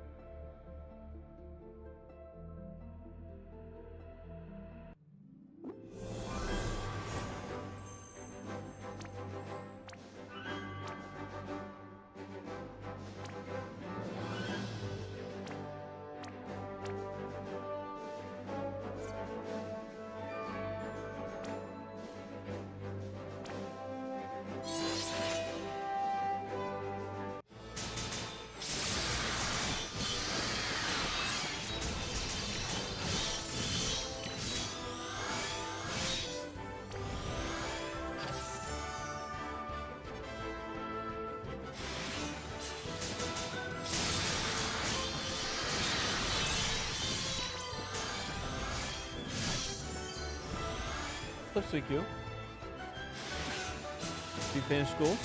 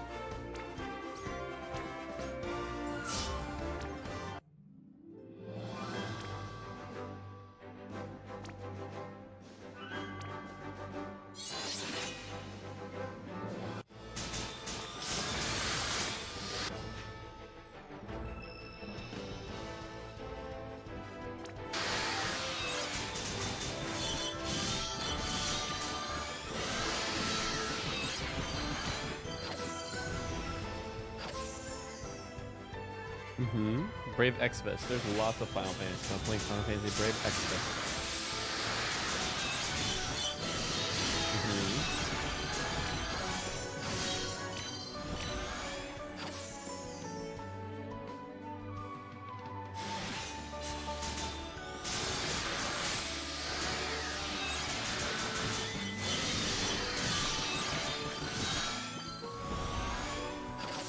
Yep, there are a lot of numbers. You are very right.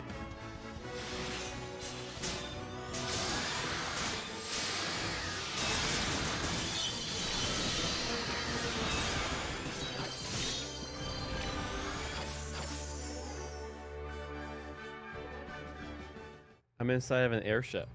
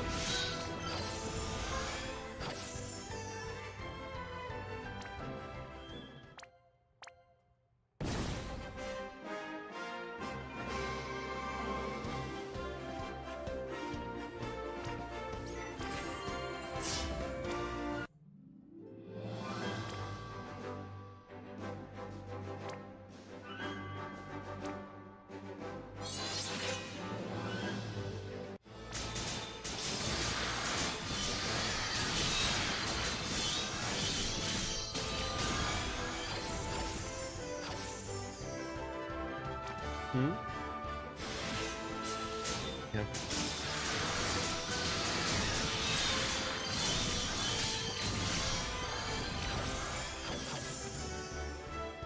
Oh, that thing's close. They come up behind me. Baby, that's cool.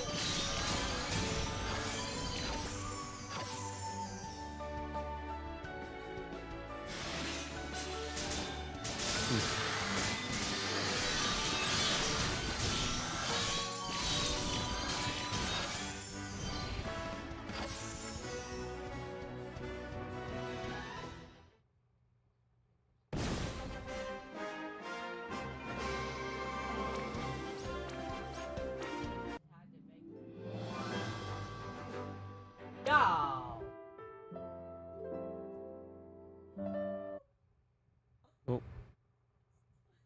Well, it was in the trees and I just went yoink. All And right. I died like super fast. Nice. So time start, by the way. How much money? Huh? Okay.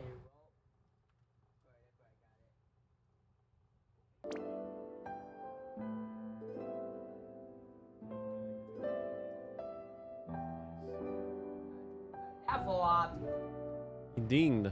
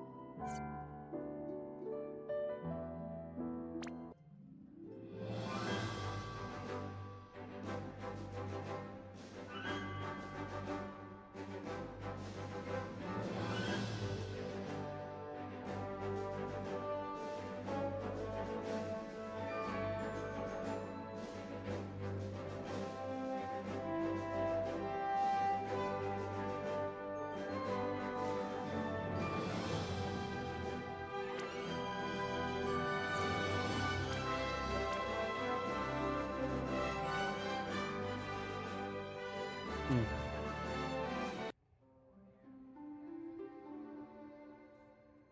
Oh.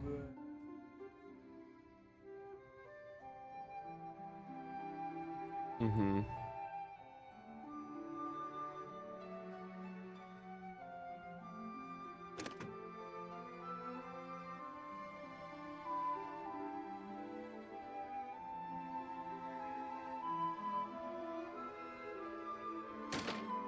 Huh?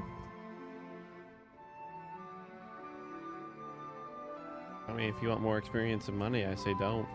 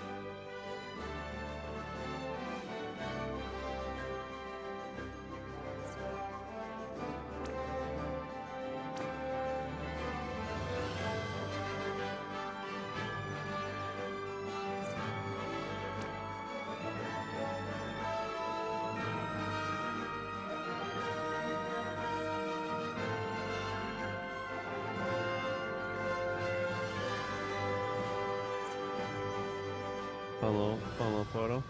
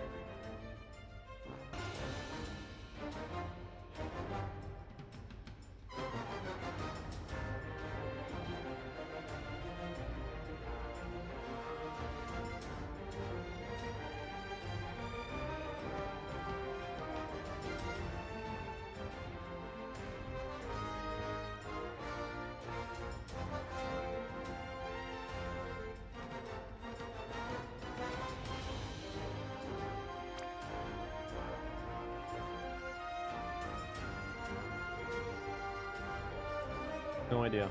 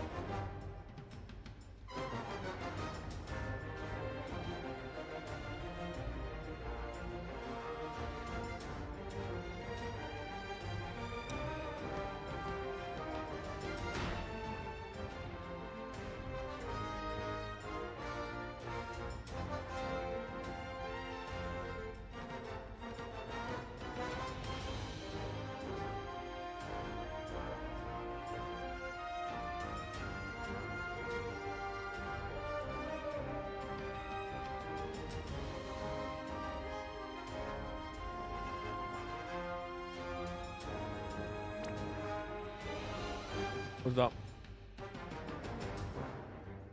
Hmm.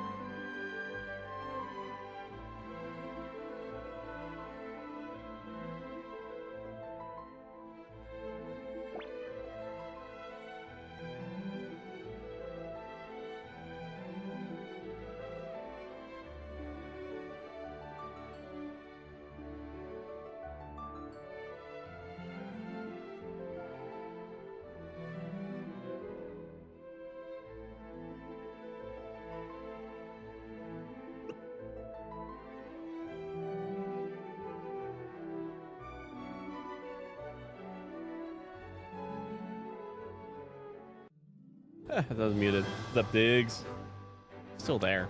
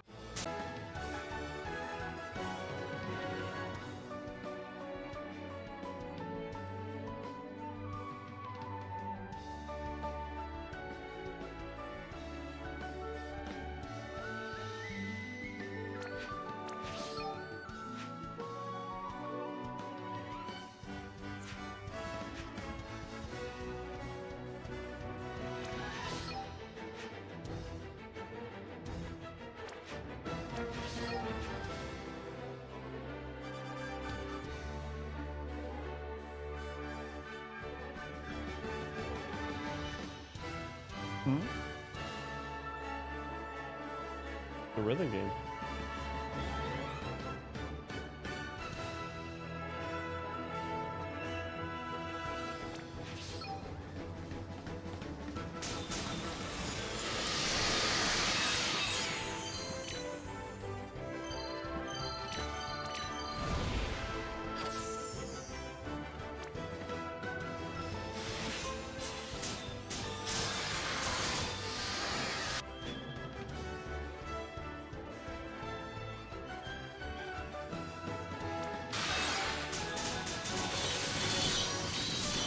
Thank you. Do you fill the cup? Because we still got a lot of time.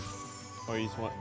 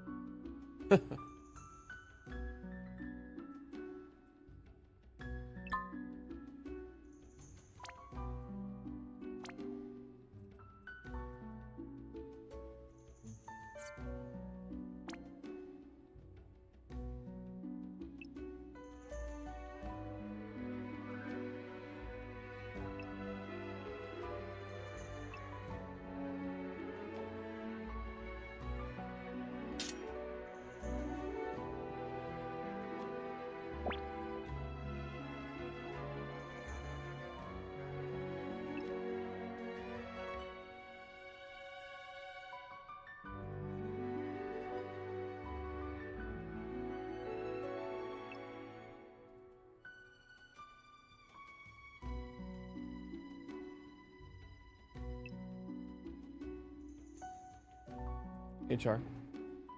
We're at time. Whenever it's after 4, so you have an extra Bible project card if you want to use it. But do you want to? I could wait until you finish your ults. Would you like that? Yeah.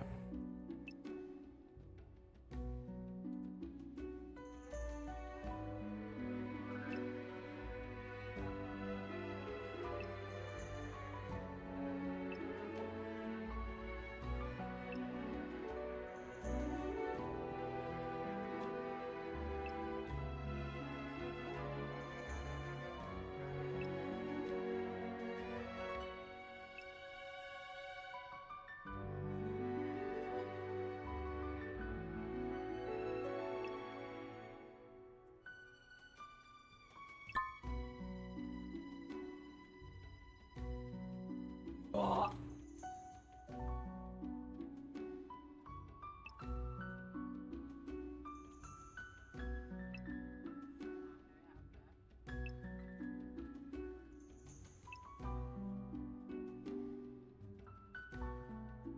Hmm?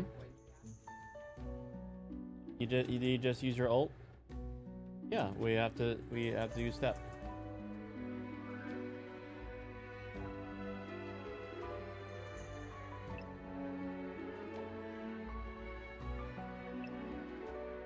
Four. That's what I just said. You're deep into that game, weren't you? I was like, I'll give you an extra Bible project card if you want to.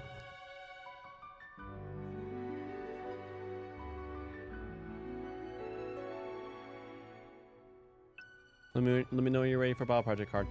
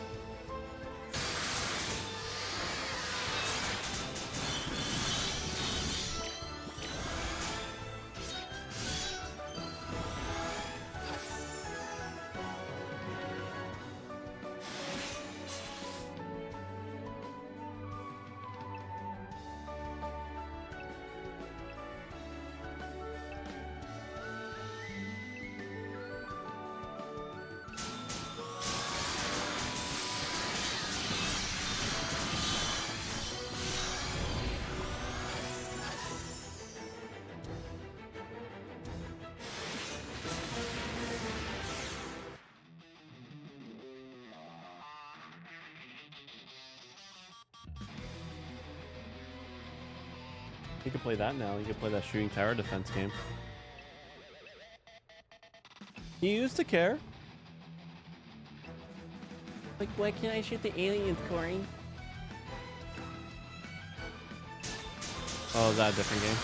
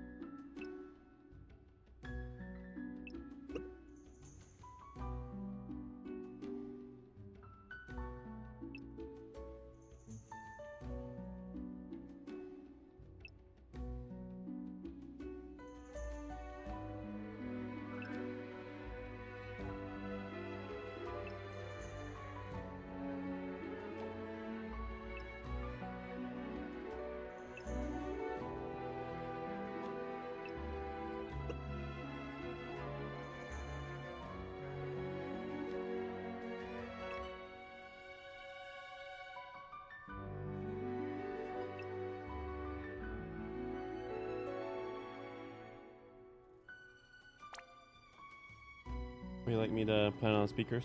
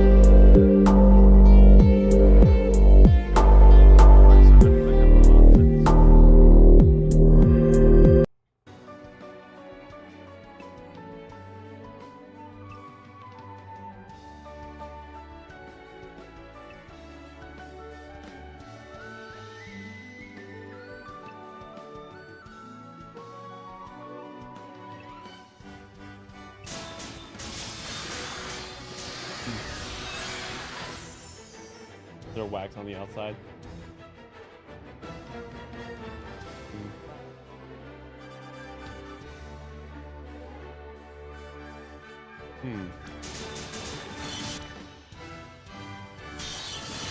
Wax is a little different than grease. You can say that, but it's like a film. Going to get on there, and wax is made. Wax is made to not deteriorate. And so that means it will be perma for a very long time on that heat. Wax lasts for a very long time. That's a very nice picture, you're right. Yeah, it looks like a dessert. Alright. I said looks like a desert. That'd be funny.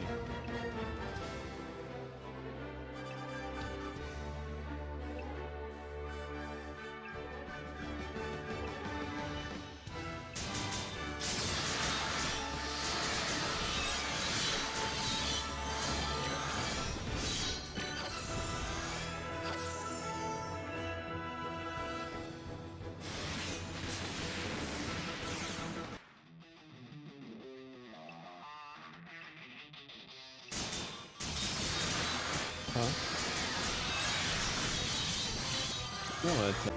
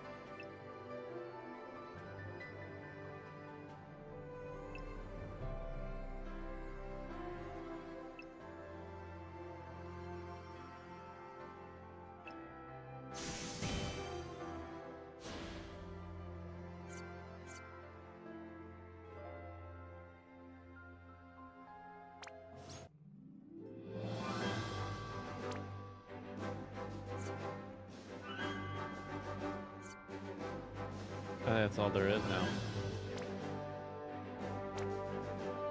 Get that.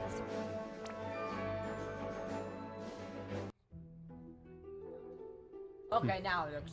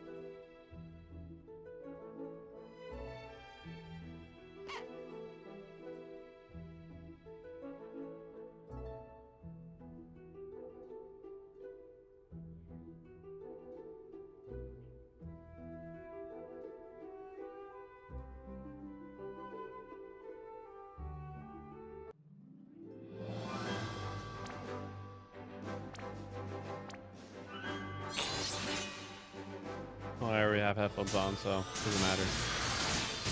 Sweet.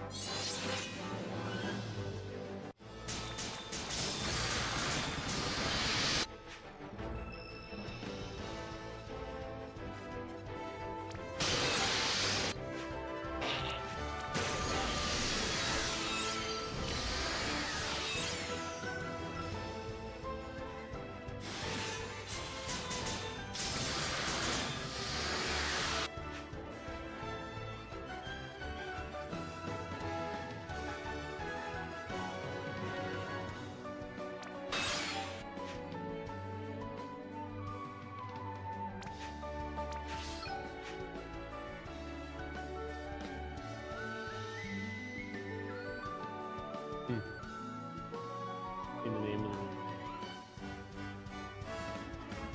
Brazil. Actual part. I guess. Objective number Guess so.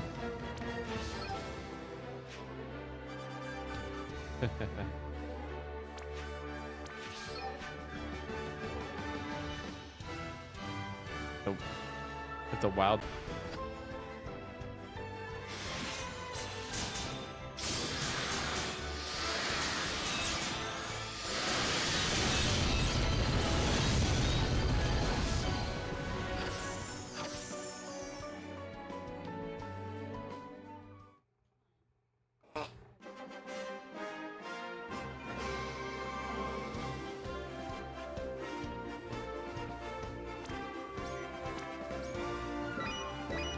One.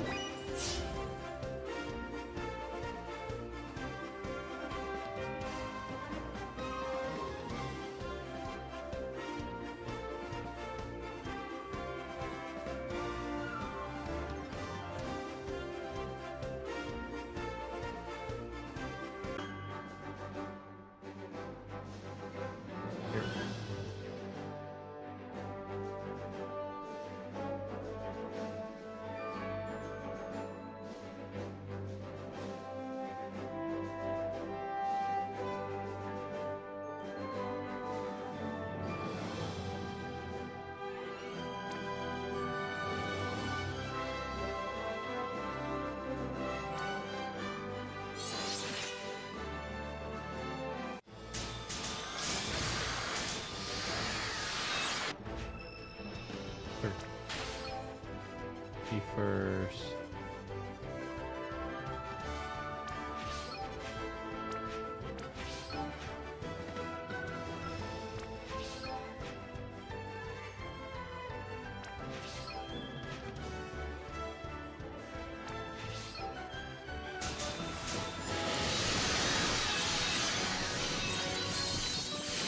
I was hoping a cutscene.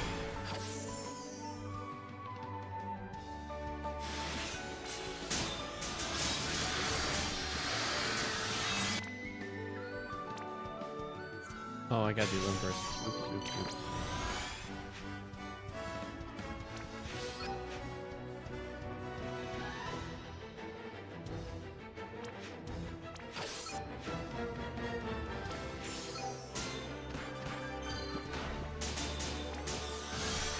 Ooh, that was close.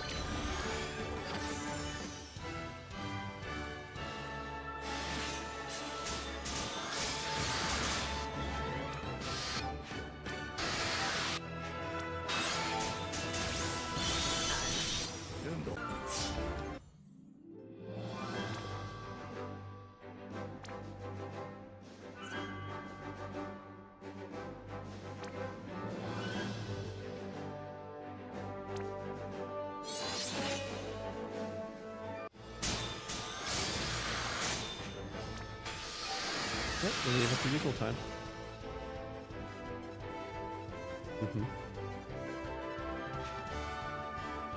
Are you ready to watch Wild Project video? Alright, so since they left, I can put the speakers back on. Oh. Like I think my plan now is like I'll play like a story-based game, do a rogue game kind of like as a palate cleanser. And so as I keep telling you, now again, this all is subject to change. But since I'm like, dude, you should play RoboQuest, I now really want to play RoboQuest. So I'm gonna play some RoboQuest after I beat the story. Well, I only have a month to do it, so Oh yeah, so maybe you got it. that's why I'm very hyper focused. Okay, what is my mission? Defeat flickering presence limits. Are you guys flickering presence? Nope. All right. Ooh, let's see what you're. Oh, that's sweet. Hey, Nope, not yet. I gotta see it for a flickering presence. I hope it's a cutscene. That'll be a sweet cutscene.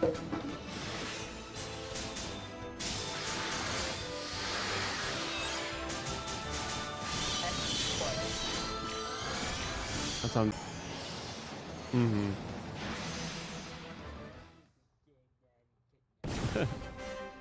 Spend more money on cutscenes. This is why you're closing down.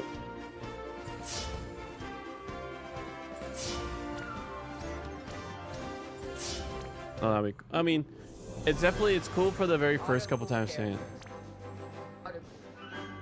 All right. I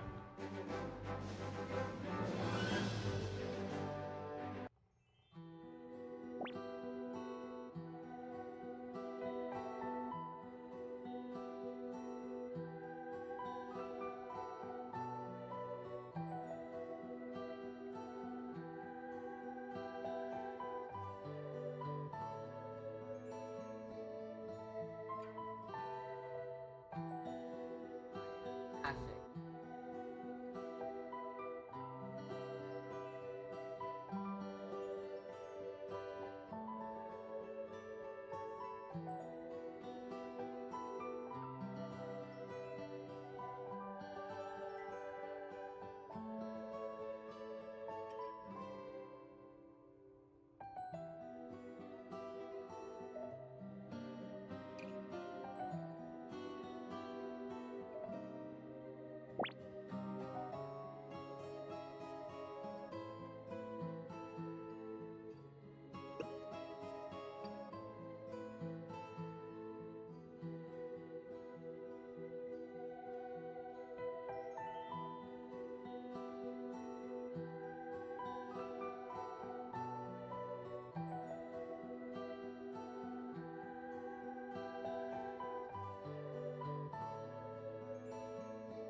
That is the trial.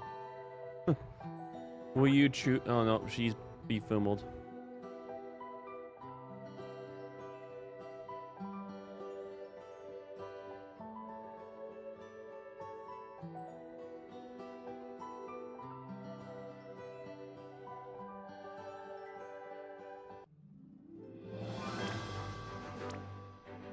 All right.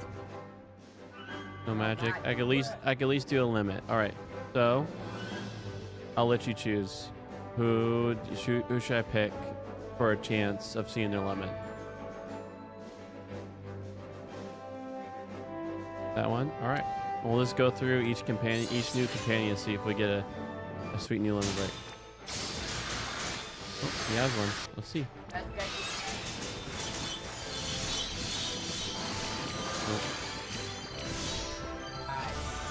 Yep. All right. So now we just hold Aldo and just let it do its thing. When it has no, when it's set like when one of the options for extra, all chances are lost. You'd rather have an lapis Yeah, I'd rather cutscene. have the currency. It's called delayed gratification. Have you heard of it? Well, tell me 10 to get see that Okay, one so cutscene.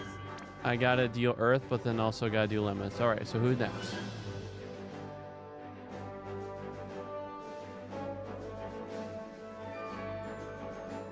You want to get Optimus Prime? No, it's not. It's definitely not Transformers. Oh, we could just see it. Why? Should we get a cutscene? Man. No. Oh, that was pretty sweet. That was All right, now it. a Oh, oh. second domain is finished. All right. If I do this, I do.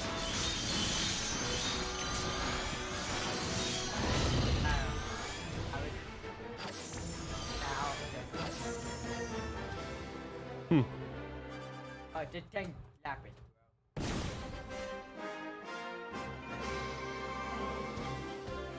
Honestly, 10. But dude, this again, this is just how I play. I will if it's front of me, I'm gonna try and get it. Deal fire damage to enemy, use magic 3 or 4 times. All right. All right. Which one do you want to see?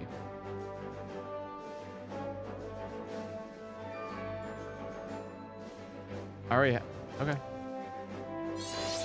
I have her. She's in my party. What you want?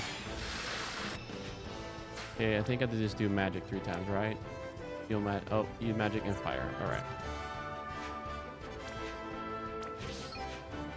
He is a fire dude.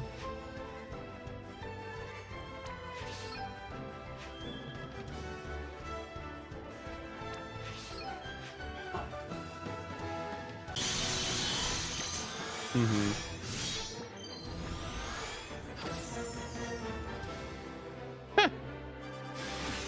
You can tell that's a robot response.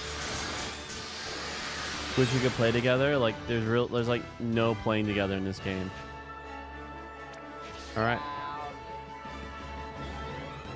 Mm-hmm. All right. So here's her ult.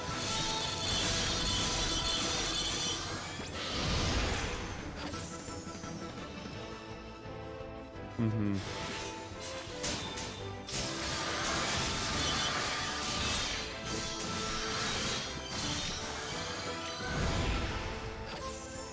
But that's not. Not multiplayer. He's like referencing co-op. Like obviously, like That's has no fault. if he Build yourself. if he would have. This guy. Okay.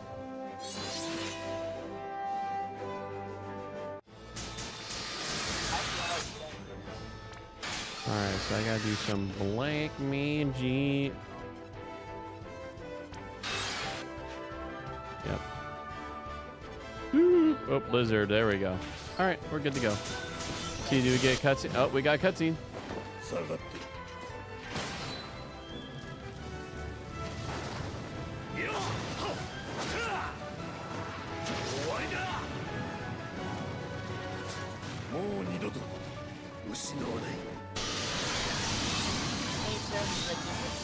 Well, yeah, I don't think he's one of these Exo-Wiccan type. He's the same character, but he's not an Exo-Wiccan.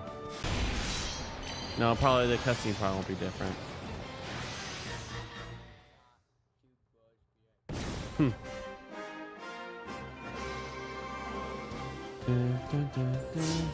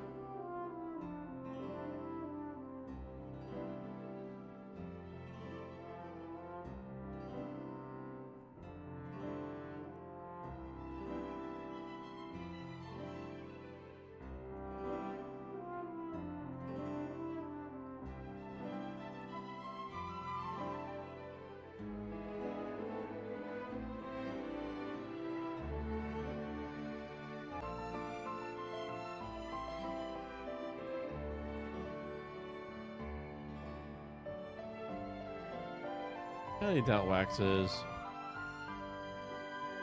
Yeah. But you shouldn't.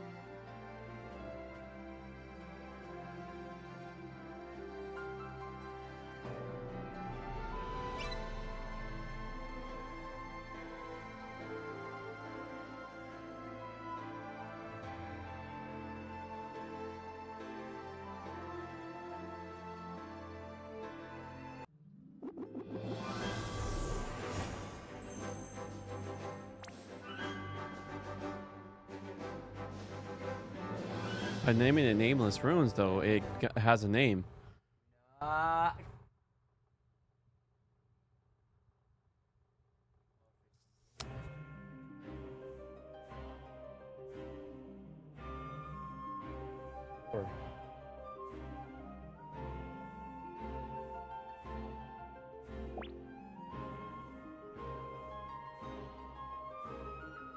Huh? Well, for what we know, so when the fire crystal got destroyed, that released the sea on Bahamut. So there is this, and so all the other crystals have been destroyed. There's just this last crystal. So supposedly, she said that the world will be destroyed if the crystals get destroyed. So we're going to see now.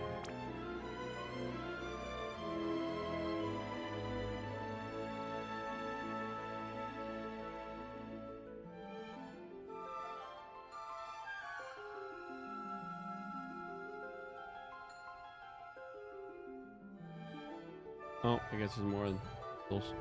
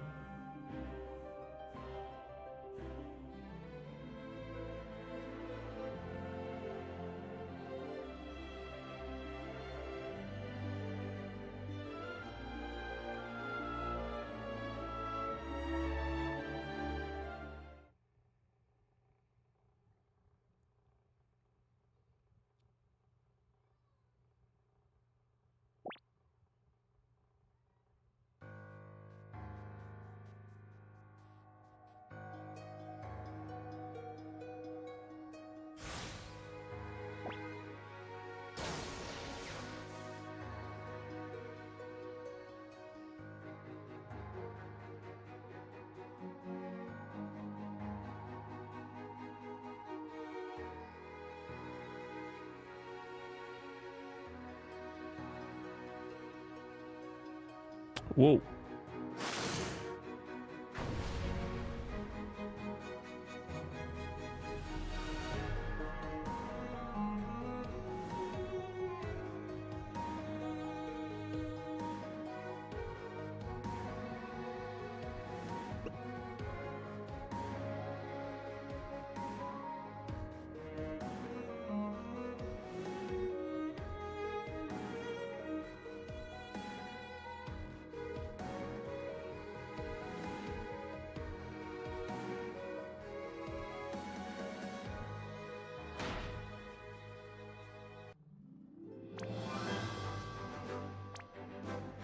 Alright, did not say no limit break, so don't pick someone new.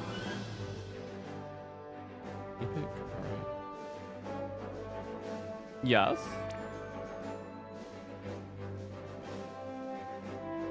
Have you finished school?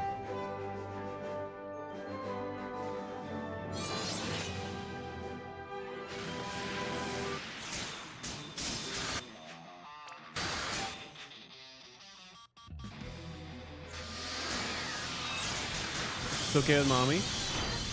Alright. And Dad needs to use the restroom before you get on his lap. So Dad's going to go do that.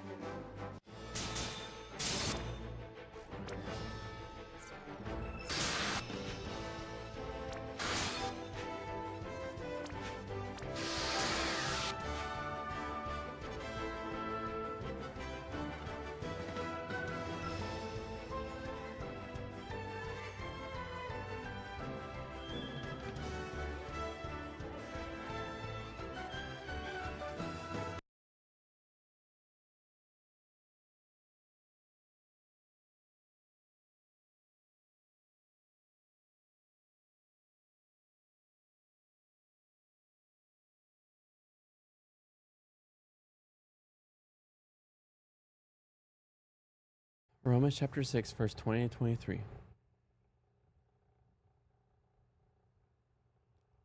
Where the two roads lead. When you were slaves of sin, you see, you are free in respect to covenant justice. What fruit did you ever have from the thing of which you are now ashamed? Their destination is death. But now that you have been set free from sin and enslaved to God, you have fruit for holiness. Its destination is the life of the age to come. The wages paid by sin, you see, are death, but God's free gift is the life of the age to come in the Messiah, Jesus, our Lord.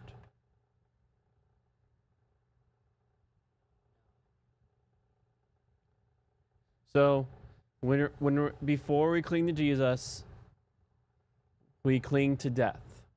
We got death as the fruit. But now that we cling to Jesus, we get is life of the age to come. So beautiful. One of the things you have to learn when you move house is which roads lead where. I was Christmas shopping the other day in the new town where we have just settled. And as I drove out of a car park, I saw a long queue of cars backed up down the main road. Eager to get home, I saw a side street which led, so it seemed, across town in the bottom I wanted to go. I took it only to discover that it led into a cul-de-sac. But there was a small street leading off at the very bottom. I took that. It turned out to be a loop, bringing me back where I started. It could have been worse. I once took what looked like a promising country lane only to find myself getting stuck miles out in the country in a stream that had burst its banks and washed away part of the road surface. I have sometimes been tempted to ignore danger signs when driving near military ranges and to take what would otherwise be the obvious route across the moors. And, of course, one can imagine situations worse again, such as trying to beat the traffic by driving through a line of road cones, only to discover that the bridge you find yourselves on hasn't been finished yet and you are about to drive off the end and fall into the river. The point is obvious: into a cul-de-sac, but into disaster. The other road leads you to life. Life in a new dimension. Life in all its fullness. This, too, is easy to misunderstand. People have often supposed that the threat of ultimate death and the promise of ultimate life work simply on the principle of the carrot and stick. God, on this model, treats us like ignorant donkeys, waving carrots over our noses. Eternal life! How about that? Now then, get a move on! Or if we seem reluctant, giving us a switch with his stick. You'll feel ashamed. You'll die. Don't do it. Maybe it does feel like that sometimes. But if so, it's probably because we're looking at it wrongly.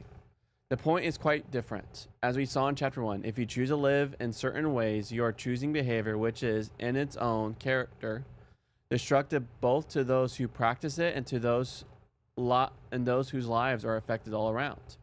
If, to take an obvious example, people regularly get drunk and go around smashing things up, they are damaging themselves and the world around. It isn't so much that some arbitrary standard declares that such behavior is wrong and deserves punishment. Such behavior already shows the signs of its destruction. It has the smell of death all around it. The ultimate punishment is not arbitrary, like putting someone into prison for failing to pay a tax bill. It is much more like what happens when someone drives recklessly over a cliff and falls to their death. Conversely, when people behave in the pattern set out in the gospel and the early Christian teaching, there are signs of life already at work. The life of the age to come is not an arbitrary reward, like someone being given a medal for rescuing a child from drowning. It is much more like the reward that a father receives when the child he has rescued is his own beloved daughter. Pause for a moment and examine that phrase, the life of the age to come. We mentioned it before at the end of chapter 5. It is often translated eternal life, and it clearly sums up Paul's view of the ultimate destination of God's people. But it is often misunderstood. Many people bring to the New Testament an assumed view of the final destination, heaven. They think of sitting on clouds playing harps, perhaps. And thought they perhaps know that only a picture they still think of the reality in terms of an existence outside space, time, and matter. But it's certainly not the New Testament picture, and it's certainly not Paul's idea of the ultimate destination. As a good first century Jew, and his Christian theology has not changed his view, only deepened it and filled it out. He believed that there were two ages, the present age and the age to come. The present age, see for instance Galatians, was a time when wickedness continued to rule God's world. And the age to come, God's rule would triumph at last. The achievement of Jesus, the Messiah, had brought this age to come forwards and were summoned to live in the present and the life which had come to meet them in Jesus. Of the ultimate future looked like, peep ahead to Romans chapter 8. That vision of new creation, not some expectation of disembodied and timeless heaven, is where genuine Christian behavior will lead. The future, though, remains God's gift. Paul is careful to keep his balance. When you sin, you earn a wage, and the wage is death. But when you live according to God's way of holiness, you do not earn the life of the coming age. It remains a free gift, far greater than anything we could have deserved. Final judgment will be in accordance with the life we have led, but it'll be in accordance with, in the same way that a symphony orchestra playing Beethoven at full blast is in a tune. Romans 6 is a bracing chapter, one that the church desperately needs to listen to in our own day. It does not give us specific ethical instructions. For those, we must look elsewhere. In this letter and the other early Christian writings, it gives us the framework for thinking about why Christian behavior matters and how to put it into practice. People still assume, inside the church as well as outside, that Christianity is simply a matter of a few strange and restricted moral rules coupled with a few strange and outdated beliefs and practices. Even a few lines of Paul will put that nonsense to rest and get us back on track for the serious and necessary business of genuine Christian holiness. All right, we can start.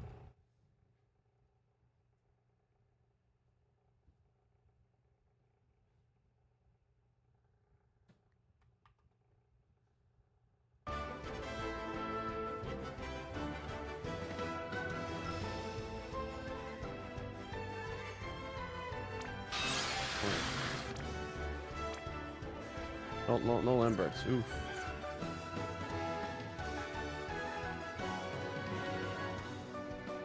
Oh, they use magic 3 times. That's right.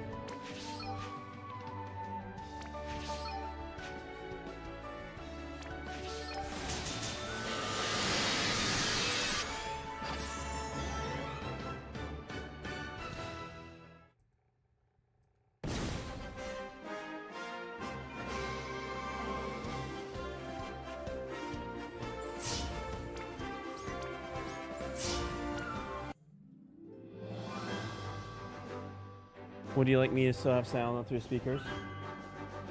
Okay.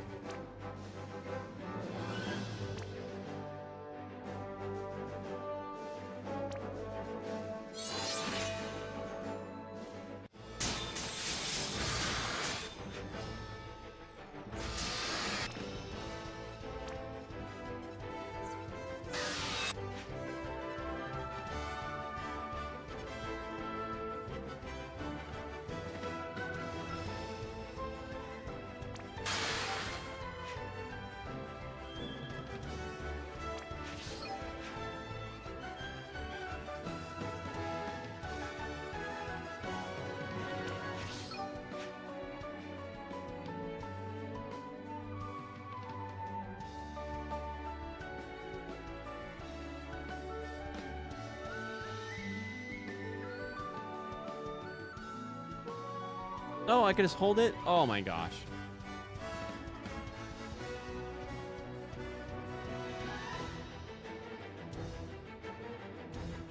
Okay.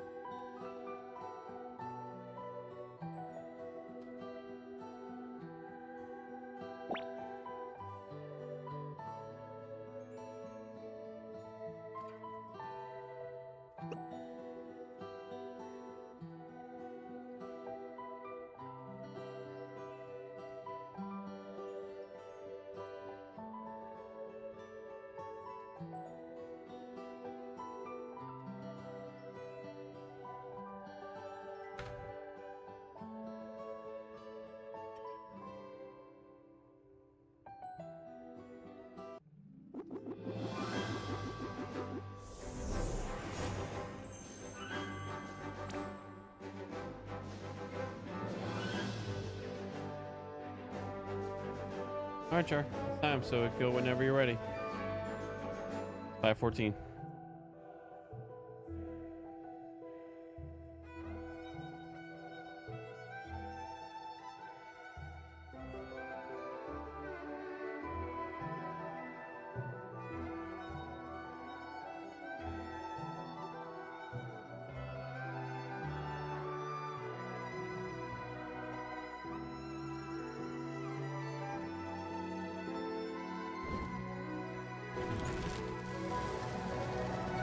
Okay.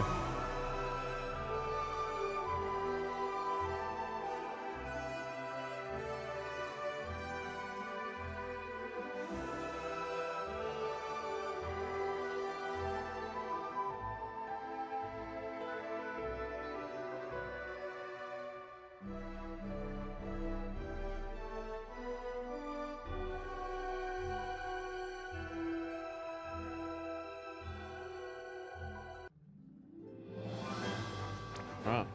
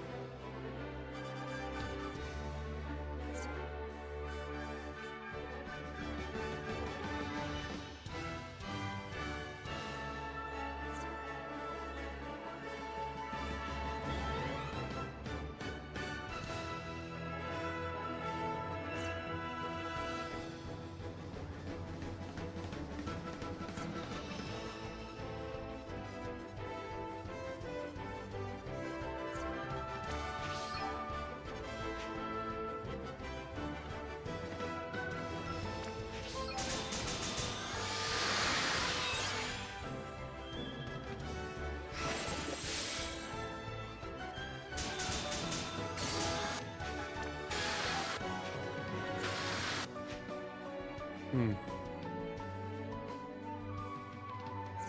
So.